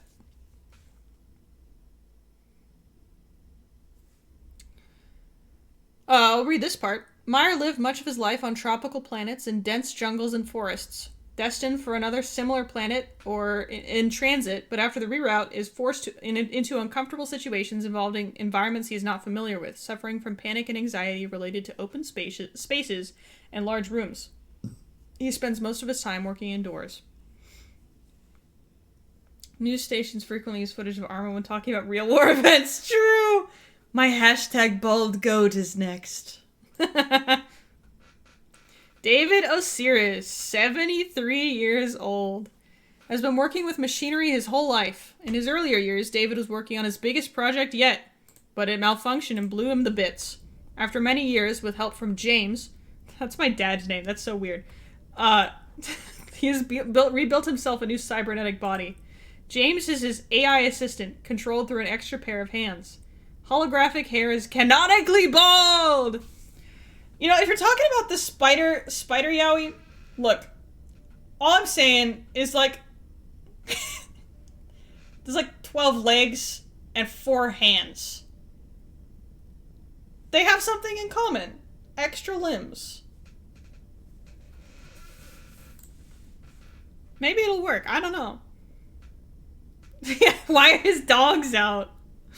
What is that? His grippers. I assumed he's wearing one of those, like, those shoes, like, wait. Those shoes that hippies wear? Yeah, these. He's wearing these. My voice is giving out. You know? Yeah, exactly. Gus Theon Blight. Theon was born in North America. He likes creating gadgets and tools. However, one day, one of his gadgets malfunctioned and blew up in his hand. Or blew up in his hand, leaving him blind in one eye and missing part of his arm. He decided to join Arcturus so he could see different planets, for he loves the thrill of adventure. We got Hind N3. You know? Forgot to play that when the audio log was going. We got the unit design here, which is a massive... Oh. Content no longer available. That's so sad. Originally a standard issue non-sentient automaton stationed on a faulty cargo rig. I can't read this font. It incurred severe damage. Discovered by a scrapper vessel, field repairs were issued using supplies from the ruined vessel. Following this event, the automaton developed a level of personality and intelligence not previously coded. Its level of efficiency allowed it to enlist and climb the ranks of multiple military crews. Eventually, this landed it in a position on the Arcturus' maiden voyage. Freaky! We got Sora Karasu? Oh my gosh, I don't remember. Yeah, Karasu. Sora Karasu once served in the Soul Pact Navy alongside her wife, Hoshi. After months of on and off attacks, they thought the war was done and tried to return to Kukan. On the travel back home, though, they were attacked and their ship was destroyed. In the blast, she injured her left wing and leg beyond repair. However, her wife refused to leave them behind, carrying them to one of the functioning escape pods. Unfortunately, before Hoshi could get herself into an escape pod, an enemy soldier attacked. After being rescued and healing, given a cybernetic wing and leg, she decided to get back into the workforce, not letting their dreams die. They studied and applied to join the crew of the ship Arcturus in hopes of being able to help others who impacted by the war, now working to help those affected by an ion storm. Lore facts document. Let's go! I need to put on the filter again, don't I? There we go. Workbank, here we go. Altazentron, the sky, home of the Altazentrons, flying on flying ships. They live on flying ships, fighters. Ventureland, the ground, home of the Venchalions, standard buildings, farmers. Ozlin, the ocean home of the Ozlins, bubble-like buildings, doctors. Kukan is similar to Earth in geography. However, the inhabitants are neither human nor animal. Instead, they are creatures that are a mix of both, some species sharing more animal or human traits than others. The world is split into 3 sections. The sky, known as Altizentron, the ground, known as Ventureland, and the ocean, known as Ozlin. Each is home to different classes, species, and family groups. The Alzentrons would handle different wars and battles, and the Venchalions would handle agriculture, and the Ozlins would handle medicine. Each section had its own housing style and buildings as well. I'll get this eventually. Altizentrons lived in flying ships above the clouds, the Ozlins in bubble-like housing under the water, and the Venchalians had the standard building on land. More animal-like features are considered favorable, society holding them as upper class and superior to those who are more human. I put my drawings of the Char and lore updates chat. I don't know if you're gonna go back. I will check back there. I was just reading this first, and then we ended up going over a lot of stuff. This is gonna go past midnight for East Coasters, so we'll have a little yippee and then continue. Sprite Olm stars as a traveling performing chef. She then got hired by the military as entertainment. After doing that for a while, she got hired for military vessels, then eventually the Arcturus. Love Sprite Olm so much. Cooking aide Phoebe Robo Lucas. Tragic lesbian doom dearie. Phoebe Lucas was a knight, possibly more to a queen, but sadly the queen was killed, almost losing her own life in the process. Phoebe, failing to protect her queen, just left, not having a purpose anymore. She joined the Solpak Navy, and in turn joining the Arcturus. She would prefer to be security or have her knight roll back, but being a cooking aide isn't too bad. Gives her a sense of purpose again. Oh, the filter, sorry. Sorry. She helps the head chef with making food, mainly stuff that involves fire. Seems she's more the head chef. Due to being a knight, this and Sprite Olm, this dynamic duo here. I think there's Doobie Duck is also going to be a cooking aide. Crazy trio. Due to being a knight and being in the Navy, she received a ton of scars over the years. Her major ones being one that took her left eye and her voice, received during the attack on her queen, almost died. But Dr. Duvall replaced her eye with a robotic one, and she was given a wrist device that she can tap words on and it'll speak for her. Better than gesturing or writing on papers, but sometimes she'll still use papers as her way of communicating. In the Navy, she learned a type of sign language and was given plastic prosthetic eye that was a bit bad. We'll refer to some people by their titles and last names as a way to show some respect to her crewmates. Her main respect is for blank, blank, and blank. Some will have higher respect than others, but only 2 will have the main respect. The death of the Queen Vivian was meant to be the end of a monarchy and the start of a democracy. The death was just an accident, but it still caused the end of the monarchy. This would take place at least 7 years before Phoebe joins Arcturus, meaning she'd be in the Navy for 5 years. Amy Artemis Kelson, weapons officer. Amy Artemis Kelson is a weapons operative who specializes in heavy ranged combat. Artemis graduated the SPNA 7 years ago, and in those 7 years she served on 2 ships sent out to manage infighting between planets. Artemis has a very extensive military background, with them being on multiple high-stakes missions and personal experience. When she was younger, she was risky and dangerous, rebellious teenager. She stole from a couple shops, broke into a few cars, and regularly got into fights with people. Her home planet, Elvidia, is quite like Earth around 2024. Similar society, but less technology. She's extremely good at lying and deceiving people. When she was serving the military, she met a girl named Kate. They were put on a very important mission, taken aboard the R1NG ASC, a ship meant to go and provide aid and fend off terrorists on Reichsen. Before they could land, multiple ships dispersed enemy soldiers into the R1NG ring. They were under fire for over 3 hours. Towards the end of the fighting, Kate started to have a panic attack. Artemis went to comfort her, but in doing so, she lost focus on the enemy's location. She had her hand on the side of Kate's face when Kate was shot in the temple twice. Artemis' left hand had a hole shot clear through with a plasma rifle. Following Kate's death, she fell into a bad depression and experienced many PTSD attacks and gained an addiction to drinking and dangerous drugs.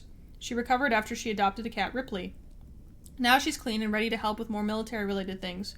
She signed up for the Arcturus because she saw an opportunity to A, help people, B, explore, and C, shoot big-ass guns. She thought about how her military expertise could provide help to people in need of protection. She's quiet and reserved and isn't afraid to tell someone to fuck off.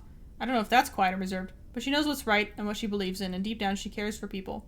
Artemis's experience with large guns is her strong suit. She might have been a Marine on the Ring Ask, but she's always been better with the big guns. When she was a young child, she loved to play pretend spaceships. She would take the stools from the kitchen counter and lay them flat, pretending to pilot a tiny ship, shooting the big cannons. Her expertise with these devices is impeccable. Using her high IQ, she can figure out how to use almost any big gun. When it comes to Amy's emotional side, while she might act like nothing bothers her, it is her biggest weakness. Her high IQ causes her to overthink everything, think about every minuscule interaction, reprimand herself, and say things without thinking. She isolates herself from emotion and relationships because she's reckless. She's extremely emotionally unstable and hides herself from others. She gets in over her head and is hard on herself for never being good enough. Her tendency to be so harsh means that she also lashes out on others when they do things for her. She feels incapable and worthless whenever she's not doing something or trying her hardest. While she believes in what's right in her morals, she questions everything and doesn't do anything that doesn't align with herself. Self-sacrifice is something she doesn't understand, not because she's apathetic, but because she thinks over-rationally. Wouldn't that be non-rationally or like irrationally? Her main goal in life is to help people, stick up for the little guy and stuff. When she was young, her parents tried to be extremely abusive around her, when she was 14 years old.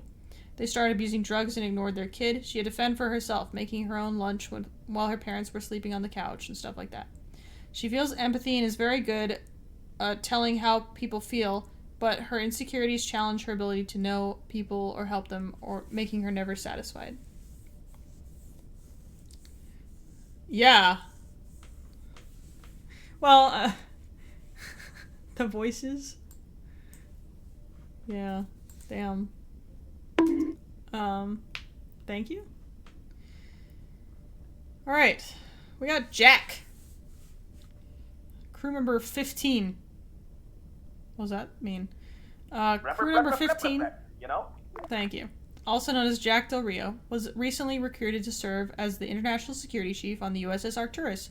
Under his command are the crew members Dalman, Albrecht, and Otani. You know? The High Command assigned crew member 15 to his space... Is he just known as crew member 15? Is that the preferred thing? To the spacecraft following a demotion after the failed military intervention led by Del Rio on planet Zarenthia, which resulted in multiple civilian casualties. If the mission succeeds, he will be able to return as first commander with his original division being in charge of emergency interventions of armed conflicts. Military reports about Del Rio highlight his insubordination and lack of adherence to orders from his superiors. I feel like that he wouldn't get to Internal Security Chief with that. He's described as an unpredictable, reckless, chaotic, and spontaneous soldier. This isn't getting better. However, these traits have paradoxically proven to be his greatest asset as well as his greatest flaw, allowing him to complete missions that any rational individual would deem impossible. I think it stems from a misunderstanding. We don't number the crew members. Yeah. Just like Squid Game, guys. Just like Squid Game. Ha! Like 50 like Squid Game. Ha! Ha ha! Ha! Okay. Takes some medication for audiovisual schizophrenia. Internal security operative. I love when people change the little Arcturus thing to be on Hind is changed to blue, and on this one is black and white. That's so funny. Internal security operative 1, Shiro Otani. Shiro, a member of the International Security Operative section to the Arcturus. Shiro is a Felvexian, who had applied to be a member of the Arcturus back when he had joined the Solpac Navy. Shiro, having past experience in the security and defense, decided to try and become an internal security operative. Upon being accepted into this role, he had sworn to try his very best to protect anyone put in danger. A feline raven that can soar and pounce, a carnivorous hunter and high flyer. Oh, that's the origin, I see. Very agile in things like running while also being able to jump very high without taking fall damage, can camouflage in plain sight, practically making himself invisible almost instantly. Has wings but can't really fly. Nocturnal and can see better in the dark. Also has a little pouch for storing items. Constantly emits an unholy aura, scaring pets and villagers. Scary! Doesn't really look it though. Only able to consume meat, can only wear lightweight armor. Although we fixed that. you can wear any armor because you have to for these missions. Has 1 less heart. Okay, so these are just origin things. Desitor Dahlman. Desitor's family had a huge background in the military, and as soon as he was born, he was given a role in his future, meaning he couldn't argue with them or change that future. It had already been set. All of his family had massive roles in military and impressive jobs as such. His family was strict and whatnot. So growing up, he learned to never argue back, agree to anything along orders, never talk unless spoken to, and surprisingly, ask questions. He joined the military as expected and soon ranked up quickly, him agreeing to everything, not being rude, not asking questions and regarding if a mission should be rethought, anything. He was the perfect military clone every captain wanted. In others' eyes, he was calm, obedient, and emotionless. He rarely got to have the free will or wanted to play games with others, often sitting in the back doing his own things. Growing up, this is the guy that we read this lore, the past and fun facts thing that's at the bottom there. He had rarely been given free choices other than to study military tactics and doing everything to get the most impressive grades. He learned that nothing or anyone cared about him unless he had an important role in something. Either make something or just following orders. Wait, is this this is the same person that we read earlier. Or just following orders, that was his way of thinking. He wanted to do anything to be special, to matter, and his goals had led him here. Art by Sprite Olm. I love the Sprite Olm art. We got Lucas Albrecht. Lucas had always gazed up into the sky. It was simply a fascination he'd had for it seems like everyone here has a fascination with space, except Yelena didn't really care. And Sprite Olm, I guess. Sprite Olm just likes cooking. It was simply a fascination he'd had for as long as he can remember. His earliest memories were of the endless cosmos, laying with his mother and father in the grass, staring into the ocean of stars. He could swear he heard them as if they were alive, singing songs so alien yet so beautiful. When Lucas came of age, he joined the military in hopes he could explore the deep black which he so coveted. He was average in most respects, a 5'10" Caucasian male of Germanic descent, white skin, trimmed brunette hair, a clean faux hawk with brown eyes, a 5 o'clock shadow, no remarkable features aside from a small birthmark on the right side of his left forearm. His superior officers describe him as diligent, resourceful, curious, and enthusiastic, though he has a tendency to nitpick insignificant issues, needlessly extending his reports and overanalyzing the situation. In short, a good kid who tends to get overzealous about his job. The Germans. Why is this the fourth person with a German background? Something's fishy is going on here. They wish to conquer the moon! Yeah, everyone here's German. Oh, we got things off the side here. Extra info I can't fit on a lore sheet. Oh my. Okay. Selena Blake, I'll read that in a second. Selena was once a normal human. She was always a bit odd, but nothing too out of the ordinary. She always loved the stars and wanted to study them. She would watch them with a telescope. Another person who's obsessed with the stars. She would watch them with a telescope on a hill close to her childhood home in Colorado. Unfortunately, after a large rainstorm, the dirt on her hill was loose, causing Selena to lose balance. She slipped and fell backward off the slope and towards the trees at the base of it. I think you did miss your slide, sorry. Sorry, Sprite Olm. She was certain she'd hit one of them until she took a closer look. She passed straight through the tree and part of her leg was still phased into it.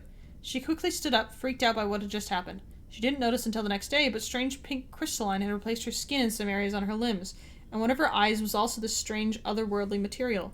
She'd figured that the best way to both study the stars and find out what happened to her would be to join the Solpak Navy in the science division, so that's what she did. Her knowledge of the galaxy helped her along the way to get to where she is now. Alright, most of her interests come from the 20th and 21st centuries. She owns a cassette player but doesn't really use it. She pretends to be like a spy like James Bond when she's alone sometimes. That's so cute. She's a theater kid and was in theater program in high school. She will talk about this, but not because she's bragging. She talks a lot and will ramble a lot about the most random things. She is somewhat shy but very enthusiastic around her friends. She doesn't use doors or turbolifts and will use her floating and phasing powers to get around the ship. She's very aromantic, asexual, and forgets that people actually want and are in serious relationships.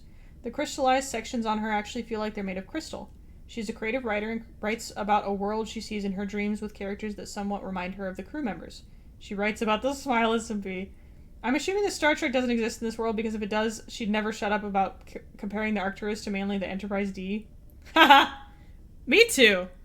Her favorite soda is Dr. Pepper. Selena, Sprite, Olm, and Elgwaz are the comedic B-plot trio. We got Dr. J. Creemore. Creemore? Manic in conversation, known to make wild outbursts, addresses everyone as Gordon or Dr. Freeman. Complains about ties and coffee cups. Was selected as the 10th backup option after others were unavailable. Has a PhD... Get out of here. In applied, partially applied, and unapplied quantum physics. Suspected tax evasion. Gordon. Yeah, the Half-Life scientist. Yeah, you better be scared, Fluffy. We got Elgwaz! Elgwaz is an entity born from the stars. He doesn't know when or even where, he just knows that the stars gave him his soul. He is deeply in tune with the cosmos and has great intuition. He is often quite mischievous and childish, but when he needs to, he can be responsible and intelligent. His body is somewhat translucent and is made up of strange cosmic material that is incredibly cold, probably the stardust from thousands of stars. He dislikes bright lights and being out in the sun as he gets... Get out of here! I'm gonna kick you! Wolverine? Anonymous Wolverine? I can't kick you, okay. He dislikes bright lights and being out in the sun as he gets burnt very easily, meaning you can often find him in dark places during the day and out doing his duties at night. Nighttime also gives him strength, making him run faster, appear invisible, and giving him the ability to phase through walls and other objects. Pet the kitty.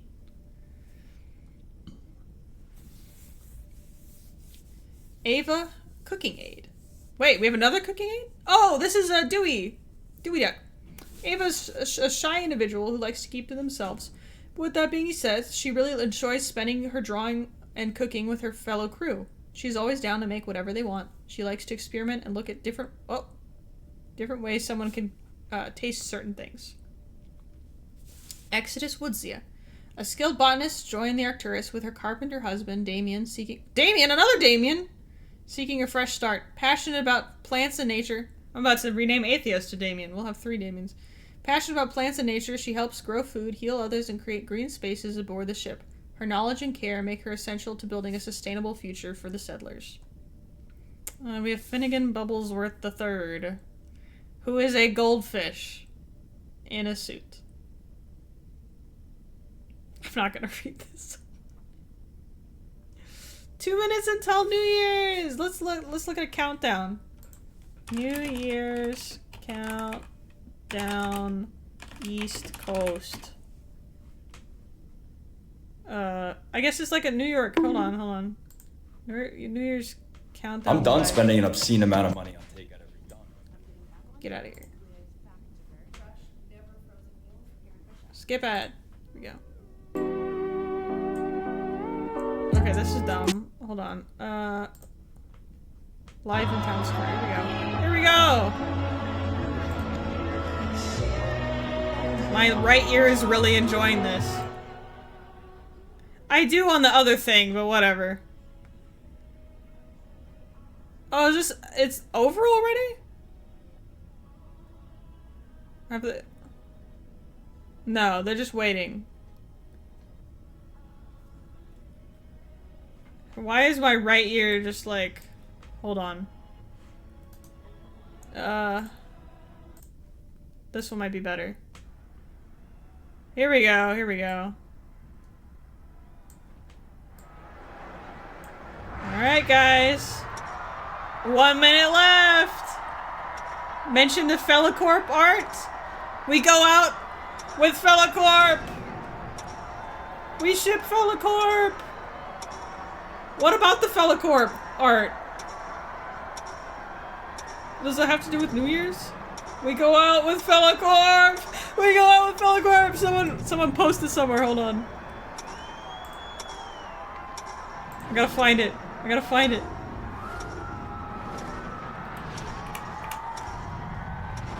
Felicorp, where is it? Here it is! We go out with Felicorp! Where is it? God damn it! We go out with Felicorp! 9, 8, 7, 6, 5, 4, 3, 2, 1. So bye Felicorp 2024 and hello Spider Yowie!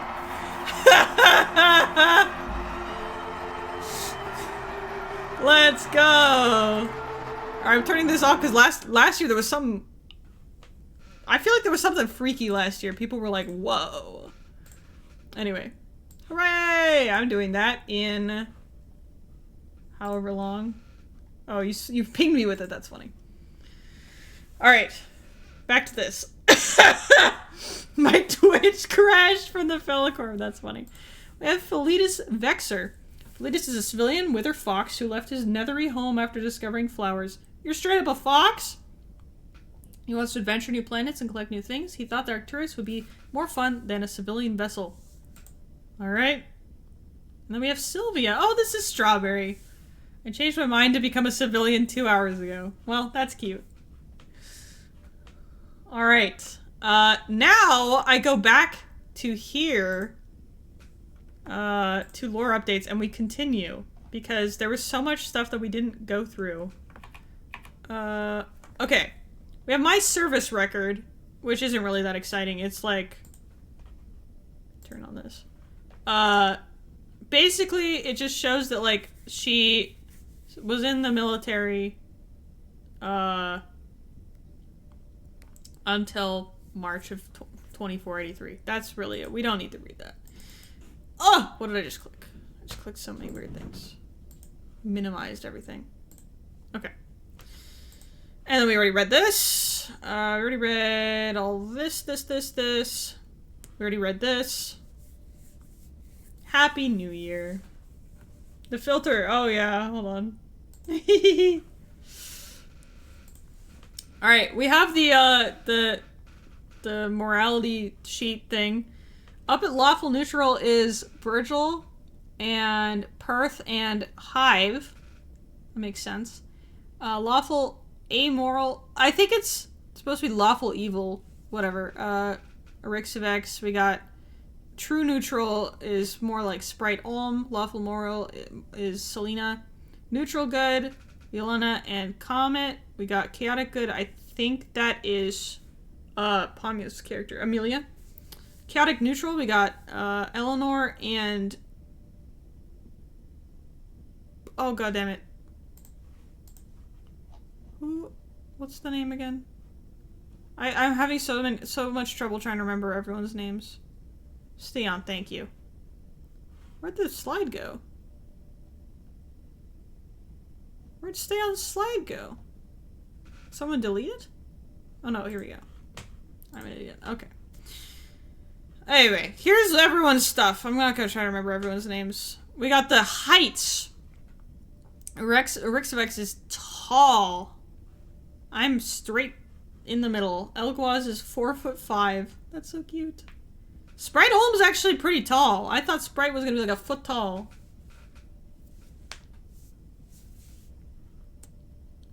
Well, yeah. Virgil is 5'10".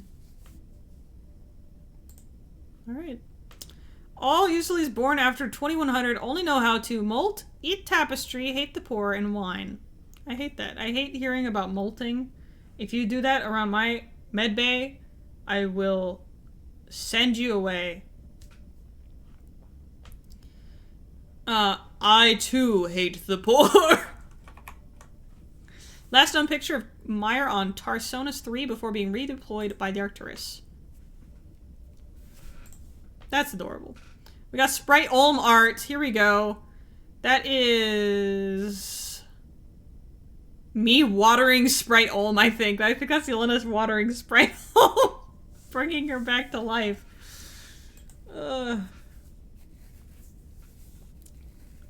man and 5'5" girl. Me watering you, yes. We got Sprite Olm Sprite. Long cat with Sprite. Shh. With Sprite. Sprite Olm. Cool Sprite Olm? Or no, that's Dexter? Yeah. This is, I think Selena Blake, maybe? I can never tell. Microwaving Sprite Olm. Sprite Olm flavored Sprite.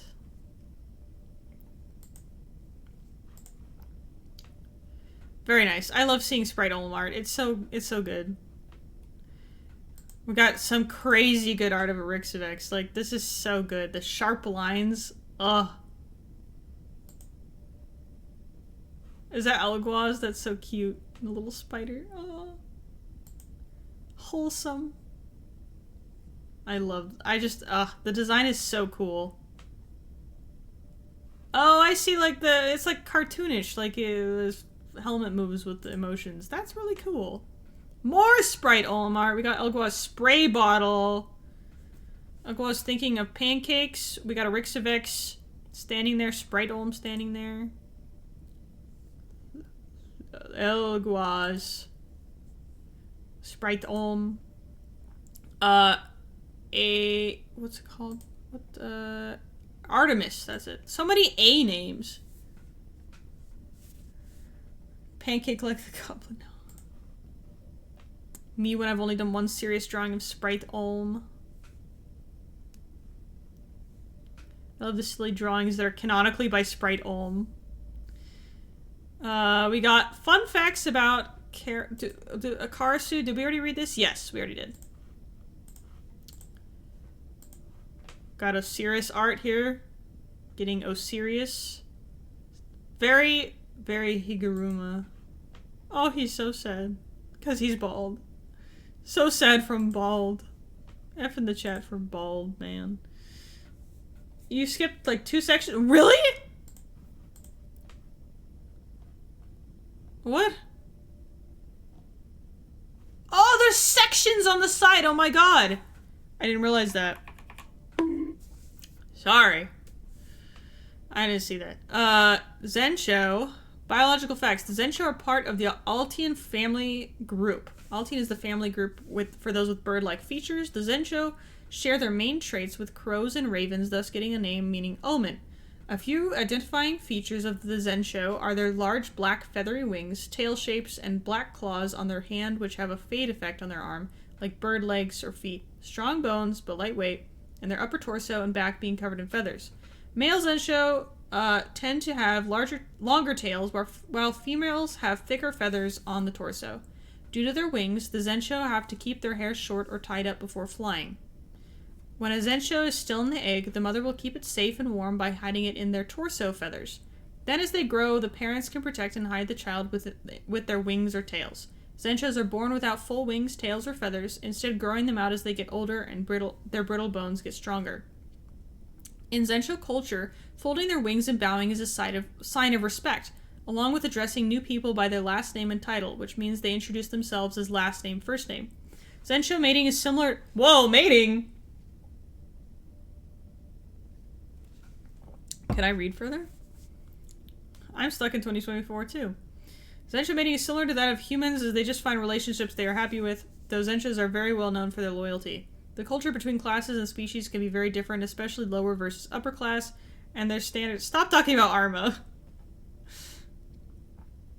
And their standards in society. The Zenshos practice marriage beliefs, proposing with a ring, and during their reception, the couple will take a feather from their lover and turn it into a necklace, to always have a piece of them. Each person in the relationship picks out the necklace type that best fits their lover. It's like penguins. And then once the feathers are installed, the couple will hold their hands together, necklaces intertwine, and hold it up for the guests to see before doing their I-do's. Sora is a crow-type albino Zensho. Hoshi is a raven-type Zensho. Sora was from the lower class, Hoshi from the higher class. Their wife Hoshi took her last name, so they're Sora and Hoshi Karasu. Sora is pansexual, demisexual, and the demigirl she-they. When Sora was a child and her tail was growing in, other kids would grab and pull at it. This caused Sora to lose her tail. Aw. Similar to the behavior of Iroh crows. I didn't know they did that. Sora and Hoshi loved staring out at the sky and flying at night, believing one day they could join the stars together. Sora only joined the Soul Pack Navy so she could stay by her wife's side. As the assistant quartermaster, they refer to Hind 3 as sensei or master. Can often be found staring out of the ship windows with a look of sorrow and longing. Loves paperwork and loves to complain about paperwork. Wing will often get messy and unkempt due to lack of self-care since Hoshi's death. Refuses to sit like a normal person, instead squatting down in every chair or on top of the back of the chair. If and when they do sleep, they always sleep on their back with one leg out. The other leg is next to the bed, or on their side curled into a ball. They can't sleep on their back. Sora wears makeup to help highlight certain features such as eyelashes. will run into glass if not already aware that it was there. Favorite colors are blue and gold because that's what Hoshi loved. When tired, she might just squeak or caw. Collect shiny objects she finds laying around. Hoshi fell first, but Sora fell harder. Sora used to hate paperwork, but she would help Hoshi anyway. Now when she does it, it reminds them of her. Should I write stories about these two? Hell yeah. Of course. Alright. What? Loves paperwork and loves to complain about paperwork. Sums up my entire approach to world building. The future is so yesterday. What? Please, in celebration of the new year, play the song The Future is So Yesterday. I don't know if I can on stream. I get copyright claimed. I already tested it with Disney. Bald! Bald! Shiny! Bald! Oh yeah, the birthday card to Eric's. My birthday card to Eric's. And then... Dare I say he can barely read English? Shit, sorry, here. Click, click, click, click. Spider, spider, spider, spider, spider, click. Spider, spider, spider. Hiss. You won't get copyrighted? I don't want to play a song. I'm trying to get through this so I can go celebrate myself. Imagine you stick your hands through the hair and it makes lightsaber sounds. No. Merry New Year. Thank you, Sprite Olm. Oh, we've got the technical document for the USS Chara. Area affected by warp core cascade. Black hole 2,100 meters in diameter. Black hole collapsed in on itself and burned away into Hawking radiation due to presence of antimatter. Damn. This line is supposed to be on the end of the ship. That's funny. No, Marigold. You can bark all you want. Whoa, massive amounts of debt. Whoa! Have more. Ooh. Never mind. I remember what I told Virgil when I saw the design of this ship. Looks like a blimp. Yeah. Okay. This kind of looks like... This kind of looks like a pad. And then, what'd you call it? The menstrual mothership? Yeah. The rest is just you and Kath talking. The menstrual mothership. Oh man, I hate that. Scrub Bunny's here. Alright. I think that's it. I don't know if we have anything else. I'm gonna go rewatch the clip of me and Fluffy voice acting and cringe because I didn't try as hard as he did. I still have to stay up another 3 hours and I'm gonna spend it writing or making emotes. I have to make more emotes. What, Marigold? Mara was perfect for a role? Awesome. I know, it was great. He's such a good voice actor. And it's like, he's like they say voice for radio. He has that. No, Marigold. If you can you fix Selena's lab coat on the emotes? Oh yeah, sorry, it's because I made it transparent by accident because my background was white. Here, I'm gonna drag up the bonk again. Please bonk, Marigold.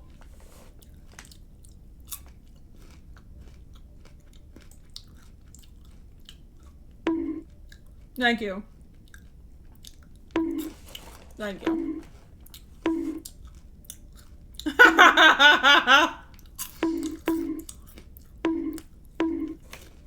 Wait, I'll get a picture of Sprite Olm so we can bonk Sprite Olm.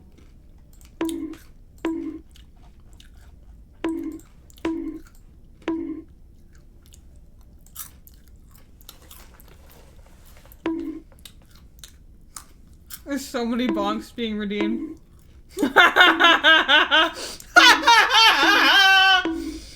Bonk him!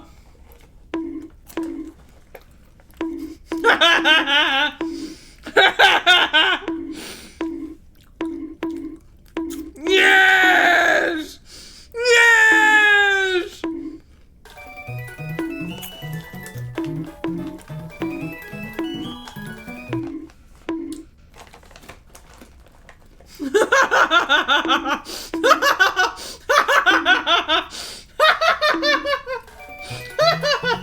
This is so entertaining.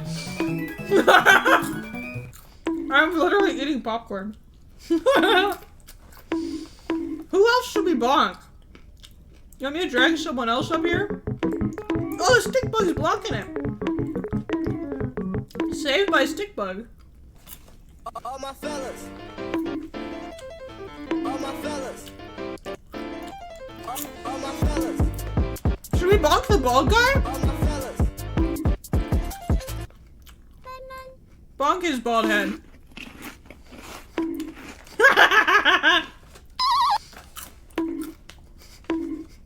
He looks so sad about it.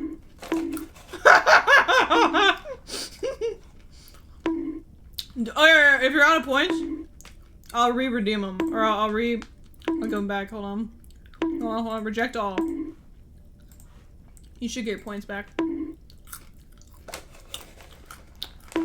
They all get redeemed. It's just a lineup.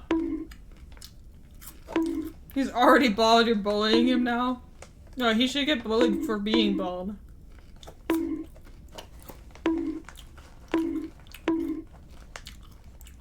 Get him.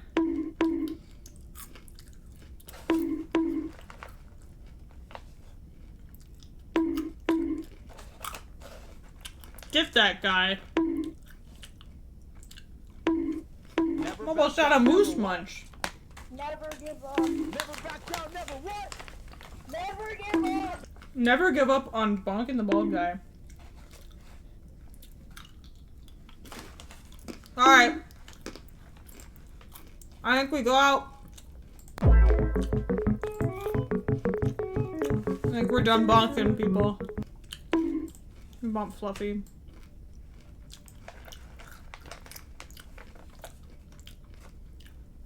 Alright.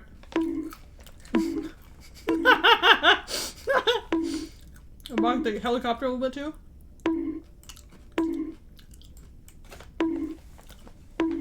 Yeah, this was so much fun.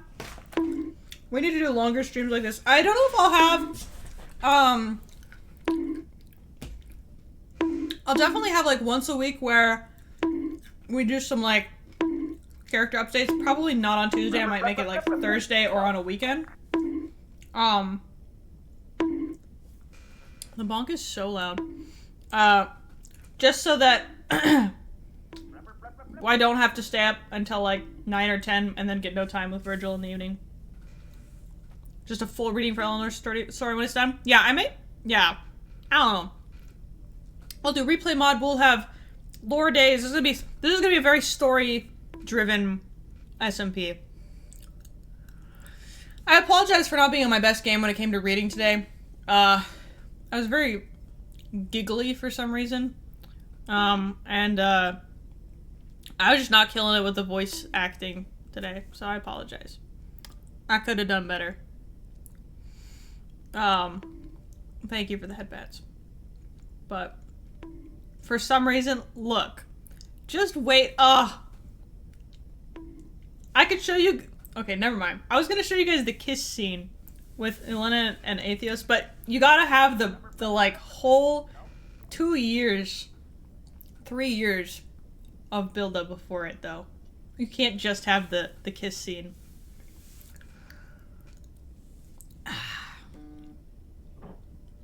You know?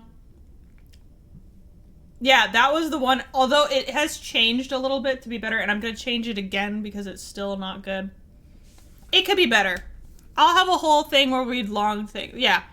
It'll be either... Would you guys... let's do a poll, because my hand is covered in moose munch. Can one of the mods do a poll of... Should we have lore Thursdays or lore Fridays or lore Saturdays?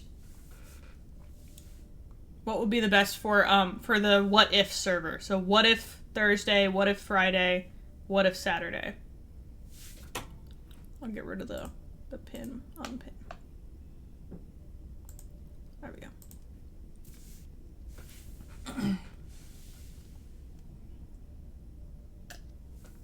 Are there any mods still here? I'll make a thing in the server. I'll do that instead. Alright, well, this was super fun. I am gonna, some upcoming things, I'm gonna do some sort of like very impromptu, like, spontaneous concert at some point. I do have some stuff set up for that. I just need to wait, probably not tomorrow, because my voice will die. But I am off, I think, Thursday and Saturday, so we'll see. Alright. Ugh. Alright. I wish you all a really fantastic 2025. Thank you for the head pats. And, when in doubt, Space Worm.